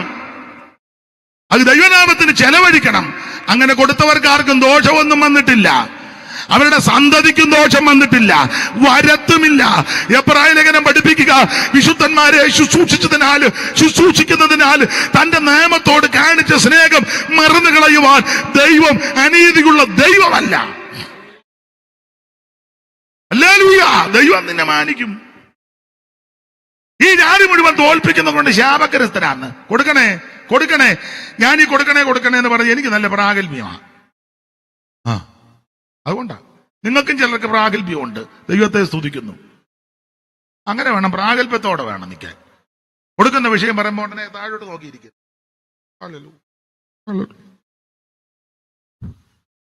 അല്ല, ദൈവസന്നിധി പലക നല്ല 10 മുഴ ഉയരവും 1.5 മുഴം വീതിക്ക് പലക. അത് കോടിയതും വളഞ്ഞതും ഒന്ന് നല്ല പലക നേവരെ നിൽക്കണമെന്ന് ദൈവത്തിന് മഹത്വം. വള്ളുന്ന പലക വള്ളിയാലേ വള്ളാതിരിക്കാൻ 5 അന്താഴ ഭാഗത്തൂടെ ചെലുത്തിയേക്കുന്നത്. പലക കുറച്ച് കഴിഞ്ഞ് വള്ളിയാൽ കാറ്റടിക്കുമ്പം മണൽക്കാറ്റ് ഇതിനകത്തൂടെ അകത്ത് കയറും. അകത്ത് കയറിയാൽ നിരന്തരം കത്തുന്ന വിളക്കുണ്ട്, ഇവിടെ കെട്ടുപോകും. ഇടിച്ചെടുത്ത തെളിവുള്ള ഒലിവെണ്ണ കൊണ്ട് വിളക്ക് നിരന്തരം കത്തിക്കുന്നത്. അപ്പോൾ പലക വളഞ്ഞാൽ വിള്ളലുണ്ടായാൽ വിടവുണ്ടായാൽ കാറ്റകത്ത് കയറും. കാറ്റ് കയറിയാൽ വിളക്ക് കെടും. ഞാൻ ആ ഭാഗത്തേക്കൊന്നും പോകുന്നില്ല. നിവരെ നിൽക്കണം. ദൈവത്തിന് മഹത്വം. നിവരെ നിൽക്കണം. പ്രാഗൽഭ്യത്തോടെ നീ പറയണം, എനിക്ക് കിട്ടുന്ന നിനക്ക് ഞാൻ കർത്താവിന് കൊടുക്കുന്നയാളാ. ഞാന് പറയുന്നത് മോശമായി. ഇതൊക്കെ ഈ ഒരു തൊഴിലുമില്ലാത്ത കുറെ എണ്ണ ഇരിപ്പുണ്ട്, കട്ട് ചെയ്തിടും. ഒരു തൊഴിലുമില്ല, ഇത് മാത്രം കട്ട് ചെയ്തിട്. എന്നാ ചെയ്യാനാ? ഇവനെ എല്ലാം കൊണ്ട് തോറ്റു. ചില വിദ്വാന്മാരെ കണ്ടില്ല, 5 പൈസ മുടക്കില്ലല്ലോ, മുടക്കാത്തിരുന്ന് പിന്നെ പൈസ ഒന്നും മുടക്കില്ല. ഈ കർത്തദാസനാണെങ്കിൽ അതുങ്ങളെ വിളിച്ചത് എങ്ങനെ, മോനെ അധികം പൈസ ഒന്നും മേടിക്കരുത് കേട്ടോ, പുള്ളി പാവത്താനാ. എന്തേലും പറ. അന്ന് കണ്ടപ്പോ മനസ്സിലായല്ലേ? ദൈവത്തിന് മകത്ത് കൂടുതൽ മേടിക്കാനാ ഉദ്ദേശിച്ചെങ്കിൽ നീ ഇന്നുകൊണ്ട് നിർത്തിയേക്കണം.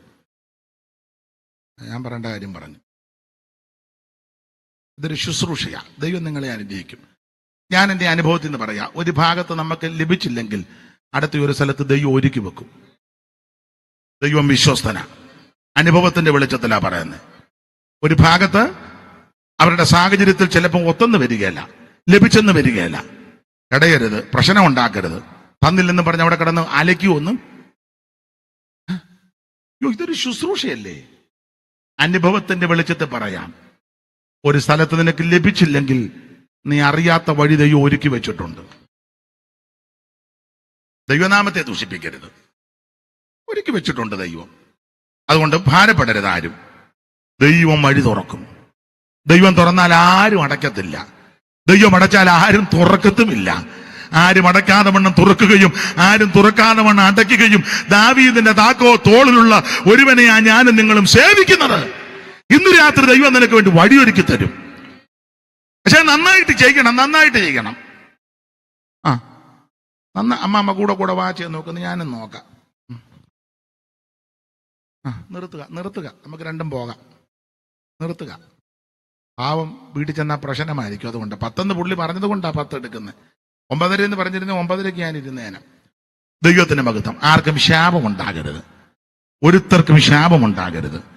ശാപം ഉണ്ടാകാനുള്ള വേറൊരു കാര്യം കൂടെ പറഞ്ഞേക്കാം. പത്രോസിന്റെ 2-ാം ലേഖനം അതിന്റെ 2-ാം അധ്യായത്തിന്റെ 14-ാമത്തെ വാക്യം ഒന്ന് വായിച്ചേ. വേഗത്തിൽ വായിച്ചങ്ങ് നിർത്തിയേക്കാം. ദുരുപദേശക്കാരോടുള്ള ബന്ധത്തില വായിച്ചു.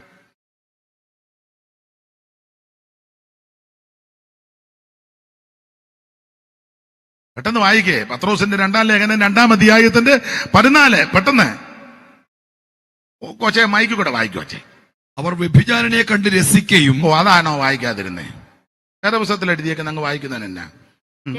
പാപം കണ്ട് തൃപ്തിപ്പെടാതിരിക്കുകയും ചെയ്യുന്ന, വ്യഭിചാരിണിയെ കണ്ട് രസിക്കുകയും പാപം കണ്ട് തൃപ്തിപ്പെടാതെ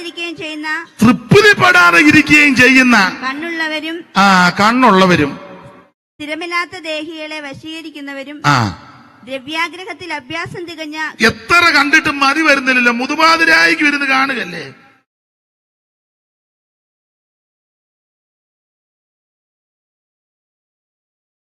ഇല്ലേ? തൃപ്തി വരുന്നില്ലല്ലോ. നല്ല കാര്യമാ കാണുന്നെങ്കിൽ കുഴപ്പമില്ല. എല്ലാരും നല്ല കാര്യമല്ലല്ലോ കാണുന്നേ. നല്ല കാര്യങ്ങൾ കാണുന്നവരെ ഓർത്ത് ദൈവത്തെ സ്തുതിക്കുന്നു. കണ്ണുമായിട്ട് നിയമം ചെയ്യണം കേട്ടോ. മായയെ നോക്കാതെ വണ്ണം മാമ കൺകൾ നീ തിരിച്ചു. മായയെ നോക്കാതെ വണ്ണം മാമ കൺകൾ നീ തിരിച്ചു.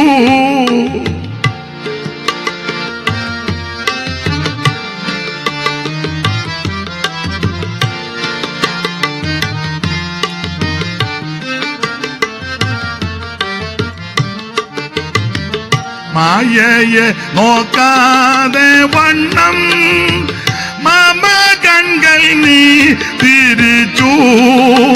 മകൾ കൂരോ നിൻ വഴിയിൽ എന്നെ നടത്തണമേ.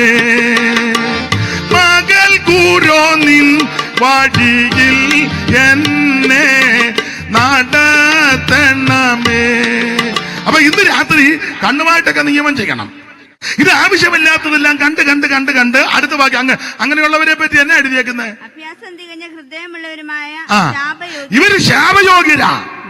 എന്നെ കേൾക്കുന്ന പ്രിയരെ, ദൈവമക്കൾക്ക് കാണാൻ പാടില്ലാത്ത, അവൻ നോക്കാൻ പാടില്ലാത്തതൊന്നും കാണുകയും കണ്ട് രസിക്കുകയും അയവർക്കുകയും ചെയ്തരുന്നെന്നാ പറഞ്ഞതിന്റെ അർത്ഥം.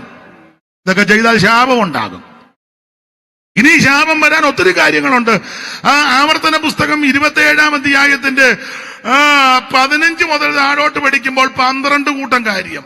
എല്ലാം പറയാൻ നേരമില്ല. ആവർത്തന പുസ്തകം 27-ാം അധ്യായത്തിന്റെ 15 മുതൽ വലത്തുവശത്ത് ഇങ്ങേറ്റത്ത് വായിച്ചേ. 15 മുതൽ. ശില്പിയുടെ കൈപ്പണിയായി യഹോവയ്ക്ക് അറപ്പായ വല്ല വിഗ്രഹത്തെയും വല്ല വിഗ്രഹത്തെ കൊത്തിയോ വാർത്തോ ഉണ്ടാക്കി രഹസ്യത്തിൽ പ്രതിഷ്ഠിക്കുന്നവൻ ശപിക്കപ്പെട്ടു. ശാപമാ. ഉണ്ടല്ലോ രഹസ്യത്തില്. അവിടെ അല്പം ഇവിടെ അല്പം ചട്ടത്തിന്മേ ചട്ടം സൂത്രത്തിന്മേ ശാപമാ. നീ നെഞ്ചും നെറ്റിയും കൊടുത്ത് തന്റെ ഇടത്തോടെ നിൽക്കണം. ഞാൻ ദൈവപൈതലാണ്, ഞാൻ യഹോവയെ ഭജിക്കുന്നവനാ, ഞാൻ ജീവനുള്ള ദൈവത്തെ സേവിക്കുന്നവനാ, ഞാൻ സത്യദൈവത്തെ ഭജിക്കുന്നവനാ. തന്റെ ഇടത്തോടെ നിൽക്ക്. നീ സാക്ഷി പറഞ്ഞാൽ നിന്നെ പറ്റി ദൂതന്മാരും സാക്ഷി പറയും. 2 ശാപം വരാൻ. അടുത്ത വാക്യമായിര്. അപ്പനെ അമ്മയെ നിന്ദിക്കുന്നവൻ ആ ശപിക്കപ്പെട്ടു. മാതാപിതാക്കളെ നിന്ദിച്ചാൽ ശാപമാ. ഈ മുടിഞ്ഞതള്ള മുടിയാന്തിനെ പിടിച്ചപ്പൻ, എടാ നീ ശാപം വലിച്ചു കെട്ടുക. നിന്നെ ജനിപ്പിച്ച ജനകനാ, 10 മാസം നൊന്ത് വേദനിച്ച് പ്രസവിച്ച അമ്മയാ. അല്ല നിന്നെ കക്കിയിട്ടതല്ല. അങ്ങനെ വീണാന്നോ നീ? മനസ്സിലാകുന്നില്ലായിരിക്കും.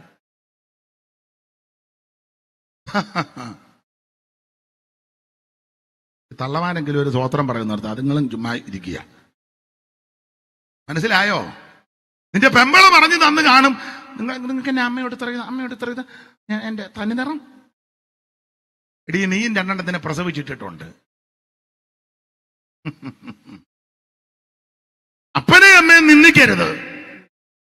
അവര് പ്രായമാകുമ്പോൾ അവർക്ക് മനോവേദന വരുത്തരുത്. അവര് പ്രായമാകുമ്പോൾ അവരെ കരയിപ്പിക്കരുത്. ചുമ്മാ ഇരുന്ന് കരയുന്ന തള്ളമാരും ഉണ്ട് കേട്ടോ. ഒരു കാര്യം ദൈവനാമത്തിന് ചുമ്മാ ഇരുന്ന് മോങ്ങരുത്. പിന്നെ പ്രായമുള്ള മാതാപിതാക്കൾ ഒരു കാര്യം ശ്രദ്ധിക്കണം. കുറെ പ്രായമാകുമ്പോ അങ്ങ് ഒതുങ്ങണം. പണ്ട് നീ കപ്പല നീ ആടി പ്ലെയിനെ കയറിയ തള്ളയായിരിക്കും. ഒരു 65 കഴിയുമ്പോ കുറെ ഒതുങ്ങുന്നതാ നല്ലത്. 90 എന്നൊരു തള്ളനോട് പറഞ്ഞ് ഞാൻ ഇപ്പോഴും ഒരുത്തന്നെ കാല് മടക്കി അടിച്ചെന്ന്. എങ്ങനുണ്ട്? എന്നോട് പറഞ്ഞതാ, തമാശ പറഞ്ഞതല്ല. അപ്പം മോള് വന്ന് പറഞ്ഞു അമ്മ ഇപ്പോഴും അടിക്കുമെന്ന് പറഞ്ഞു. 97 അപ്പം ഒരുത്തനെ പുറം കൈക്ക് ഒരു വെട്ടുവെട്ടിയെന്ന്. അപ്പം വെട്ടാനൊന്നും വയ്യ, പരുവക്കേടായി. പറയൊക്കെ പ്രായമാകുമ്പം പണ്ടൊക്കെ ഉദ്ദേശിക്കുന്നിടത്ത് ചെല്ലി, ഇപ്പം മനസ്സ് ചെല്ലുന്നിടത്ത് ശരീരം ചെല്ലുകയില്ല. പിന്നെ ചെയ്യേണ്ടത് പ്രായമാകുമ്പം എൻ്റെ കുമ്പനാട്ട് കാണും മുഴുത്ത അക്ഷരമുള്ള ബൈബിള് വായിക്കാനറിയാം. അത് ഒരെണ്ണം മേടിച്ച് വായിക്കുകയും സംഗീത രത്നാവലിയോ സിയോങ്കിതാവലി പാട്ടുമൊക്കെ പാടി സ്തോത്രം ചെയ്ത് പ്രാർത്ഥിച്ച് കുഞ്ഞുങ്ങൾ ആഹാരം തരും. അതും കഴിച്ചോണ്ട് ഞൊണയും കൊതിയും പറയാതെ, ചുമ്മാ മുട്ടത്തലയും കുടുംബയും കൂടെ കൂട്ടിക്കെട്ടാതെ. അത് തന്നെ എവിടെയോ കയറി കൊണ്ടിട്ടുണ്ട്. പിന്നെ നല്ല എനിക്കറിയാൻ കൊള്ളുമെന്ന്. ദൈവത്തിന് മഹത്വം. അല്ല എവിടെങ്ങാനും വന്നിട്ടുണ്ടോ? അന്യോന്യം കടന്ന് ബഹളം ഉണ്ടാക്കരുത്. മര്യാദയ്ക്ക് ജീവിക്കണം. മാതാപിതാക്കൾ അങ്ങനെ അടിക്കണം. മക്കളോട് പറയാം, മാതാപിതാക്കളെ നിന്ദിക്കരുത്. നിന്റെ അപ്പനെ അമ്മയെ നിന്ദിക്കരുത്. നിന്ദിച്ചാൽ ശാപമാ. ഇന്നത്തെ വളത്തല്ല പണ്ടത്തെ വളത്ത്. ഇന്നിഷ്ടം പോലെ കഴിക്കാനുണ്ട്, കഴിക്കാൻ പറ്റാത്ത കുഴപ്പമാ. പണ്ടൊക്കെ കട്ടങ്കപ്പയാ, കട്ടങ്കപ്പ. അത് ഗോതി അരിഞ്ഞ് 3 പ്രാവശ്യം തിളപ്പിച്ചൂറ്റി. നെന്മീനും ഒന്നും കിട്ടുകയില്ല, ബീഫും ഒന്നുമില്ല. കരണം പൊട്ടിയായിരിക്കില്ല, കാന്താരി. അത് പറിച്ചോണ്ട് വന്ന് അടച്ചോറ്റിപ്പലക വെച്ച് ഉടച്ച് വെളിച്ചെണ്ണ ഒന്നും കാണുകയില്ല. ആകെ 100 ഗ്രാം വെളിച്ചെണ്ണയാണ് മേടിക്കുന്നത് വീട്ടിലേ. 100 ഗ്രാം വെളിച്ചെണ്ണ വീട്ടിൽ തന്നെ 8-10 എണ്ണം ഉണ്ട്. അതിനെല്ലാം തലയെ വെക്കണം, കടുക് താളിക്കണം, വേണ്ടേ? എല്ലാവരും രാവിലെ ആകുമ്പോ ഇച്ചിരി എണ്ണ. നമുക്കൊന്നും എണ്ണ എടുത്ത് തേക്കാനൊക്കത്തില്ല. എണ്ണക്കുപ്പിയെ തൊട്ടേക്കരുതെന്നാ പറഞ്ഞേക്കുന്നത്. അതൊക്കെ സമയമാകുമ്പം അടുക്കളയുടെ അവിടെ ചെന്ന് അമ്മ ഇച്ചിരി എണ്ണ പ്രസാദം വാങ്ങുന്നത് പോലെ ഇച്ചിര, ഇത്ര ഉള്ളൂ, അത് മതി. ഇപ്പോഴാണ് പാട്ടക്കണക്കിന് മേടിച്ചു വെച്ചിരിക്കുക. ആ കേട്ടെന്ന് കുളിക്കത്തുമില്ല കേട്ടോ. ഇപ്പൊ എണ്ണ ഇഷ്ടം പോലെ വന്നപ്പോ ഒരെണ്ണം. തമാശല്ല. ഞാൻ പറഞ്ഞു മനസ്സിലാകുന്നുണ്ടോ? അന്ന് എണ്ണയില്ലായിരുന്നു, എന്നാലും കുളിക്കും. ഇന്ന് എണ്ണ ഇഷ്ടം പോലെ. അല്ല, അങ്ങനെയൊക്കെയാണ് നമ്മളെ വളർത്തിയത്. അങ്ങനെ വളർത്തിയ മാതാപിതാക്കളെ വേദനിപ്പിക്കരുത്, അവരെ കരയിപ്പിക്കരുതെന്നായി പറഞ്ഞത്. ഒന്നുകൂടെ വാക്യം വായിച്ചേ മോളെ, ഒന്നുകൂടെ വായിച്ചേ. വൈര് അപ്പനെയോ അമ്മയോ നിന്ദിക്കുന്നവൻ ശാപിക്കപ്പെട്ടവനാ. നീ ശാപം മേടിച്ച് കെട്ടരുത്. അപ്പനെ അമ്മയെ നിന്ദിച്ചു പെന്തിക്കോസിൽ പോയി മറുഭാഷ പറഞ്ഞാലൊന്നും ശാപം മാറുകയല്ല. അപ്പനെ അമ്മയെ വേദനിപ്പിച്ചു നീ 21 സമാധി ഇരിക്കുമ്പോൾ ഇരിക്കുക, ഇടക്കിടയ്ക്ക് ഇങ്ങനെ ചൊട്ടും, ലൈൻ കമ്പിയെ പിടിച്ച പോലെ. അപ്പനെ അമ്മയെ നിന്ദിച്ചു നീ 21 ഇരുന്നത് കൊണ്ടോ വെള്ളം കുടിക്കാതിരുന്നത് കൊണ്ടോ പ്രവാചകന്മാരൊക്കെ വന്ന് പറയൂ ഇന്ന് രാത്രി ഒരു വിടുതല. അവനപ്പന് വെള്ളം കൊടുക്കാറായി വന്ന് വിടുതലാന്നീ പറയുന്നത്. മാതാപിതാക്കളെ നിന്ദിക്കരുത്, അവരെ ബഹുമാനിക്കണം. അടുത്ത വാക്യമായിരുന്നു മോളെ. കൂട്ടുകാരന്റെ അതിർ നീക്കുന്നവൻ അതിരുമാന്തി നിനക്ക് ജാപവാ. അതിരുമാന്തരുത്. എന്നും രാവിലെ അതിരേലാ നിൽക്കുന്നേ. അതിരുമാന്തരുത്.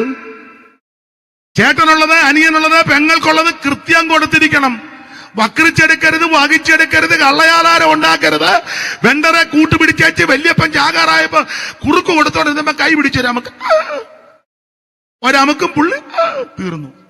നീ ആധാരം ഉണ്ടാക്കിയാൽ ഉപവാസ പ്രാർത്ഥന കൊണ്ടൊന്നും മാറത്തില്ല. കാത്തിരിപ്പ് യോഗം വെച്ചാലൊന്നും മാറുകയല്ല. ലോക പ്രശസ്ത പ്രവാചകനെ ഇറക്കിയാലൊന്നും വിടുതല നടക്കത്തില്ല. നീ ചെയ്ത കാര്യത്തിന് ക്രമീകരണം വരുത്തി കൊടുക്കണം. പെങ്ങൾക്കുള്ളത് പെങ്ങക്ക്, ആങ്ങളയ്ക്കുള്ളത് ആങ്ങക്ക്, ചേട്ടനുള്ളത് ചേട്ടന്, അനിയനുള്ളത് അനിയന്. നിന്റെ കൈ വെടിപ്പായിരിക്കണമെന്നായി പറഞ്ഞത്. ഇന്നിപ്പോ ഇതേ പറയാൻ നോക്കുള്ളൂ. സമയം പോയി പിടി. അത് ഉണവാകുന്ന ഗുണമാകട്ടെ. ഞാനൊരു 2 മണിക്കൂറൂടെ പ്രസംഗിക്കാനുള്ളതാ കൊണ്ടുവന്നത്. ദൈവത്തിന് മഹത്വം. അതിരുമാന്തരുത്. നിന്റെ കൈ വെടിപ്പായിരിക്കണം. വെടിപ്പുള്ള കൈയും നിർമ്മല ഹൃദയവും. അങ്ങനെയൊക്കെ വിശ്വസ്തയോടെ നിന്ന് യേശുവിനെ രക്ഷിതാവായി സ്വീകരിച്ച് കർത്താവിനെ സ്നേഹിച്ചാൽ നിന്റെ സകല ശാപവും മാറും. നമ്മുടെ കർത്താവ് വരുന്നു. എന്തിന്? തനിക്കായി കാത്തു നിൽക്കുന്ന വിശുദ്ധന്മാരെ ചേർക്കാൻ. ആ കർത്താവിന്റെ വരവിനായി എല്ലാവരും ഒരുങ്ങണം. യേശുക്രിസ്തു ഒരു വിഭാഗത്തിന്റെ മതത്തിന്റെ സംഘടനയുടെ ദൈവമല്ല, അവിടുന്ന് മുഴു ലോകത്തിന്റെ ദൈവമാ. യേശുക്രിസ്തുവിൽ കൂടി മാത്രമാ രക്ഷ. മറ്റൊരുത്തനും രക്ഷയില്ല. രക്ഷപ്പെടാൻ ഒരേ ഒരു മാർഗം യേശുക്രിസ്തു. എന്താ സുവിശേഷം? യേശുക്രിസ്തു. എന്തിനാ സുവിശേഷം? സകലരും രക്ഷപ്പെടാൻ. ആരാ സുവിശേഷം കേൾക്കേണ്ടത്? എല്ലാവരും കേൾക്കണം. കേട്ടാറുള്ള ഗുണമെന്നാ? സർവ്വജനത്തിനും സന്തോഷമാണ്. ആ ക്രിസ്തുവിനെ രക്ഷകനായി സ്വീകരിച്ച് മുൻപോട്ട് പോകുവാൻ എന്നെ കേൾക്കുന്ന ഏവർക്കും ഇടയാകട്ടെ. രക്ഷകനായി സ്വീകരിച്ച കർത്താവിന്റെ കൽപ്പനകളും ചട്ടങ്ങളും അനുസരിച്ച് അവിടുത്തെ വരവിനായി ഒരുങ്ങുവാൻ യേശു വരുന്നു. കർത്താവിന്റെ വരവിനായിട്ട് ഒരുങ്ങുവാൻ ഇന്ന് രാത്രി നമുക്ക് സമർപ്പിക്കാം.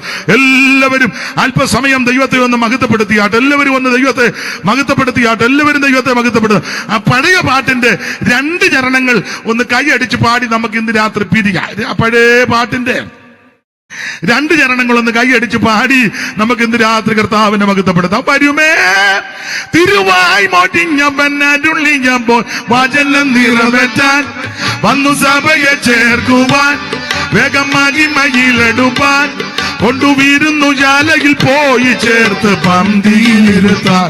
കൊണ്ടുവീരുന്നു ജാലയിൽ പോയി ചേർത്ത് പന്തിയിലിരുത്താൻ. സ്വർഗീയ നാടെന്നു കാണാം എന്റെ വീട്ടിലെന്ന്. സ്വർഗീയ നാടെന്നു കാണാം എന്റെ വീട്ടിലെന്ന്.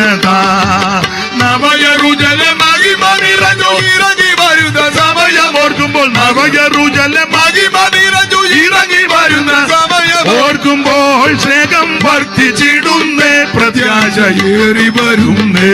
സ്നേഹം വർദ്ധിച്ചിടുന്നേ, പ്രത്യാശയേറി വരുന്നേ. വരുമേ തിരുവായി മൊഴിഞ്ഞവരരുളിയപ്പോൾ വചനം നിറവേറ്റാൻ വന്നു സഭയെ ചേർക്കുവാൻ വേഗമാകി മയിലെടുപ്പാൻ കൊണ്ടുവീരുന്നു ജാലയിൽ പോയി ചേർത്ത് പന്തിയിലിരുത്താൻ. കൊണ്ടുവീരുന്നു ജാലയിൽ പോയി ചേർത്ത് പന്തിയിലിരുത്താൻ. കൊണ്ടുവീരുന്നു ജാലയിൽ പോയി ചേർത്ത് പന്തിയിലിരുത്താൻ. കൊണ്ടുവീരുന്നു ജാലയിൽ പോയി ചേർത്ത് പന്തിയിലിരുത്താൻ. കരമുയർത്തി ഹല്ലേലൂയ പാടാം. ഒരിക്കൽ കൂടി ഹല്ലേലൂയ പാടാം.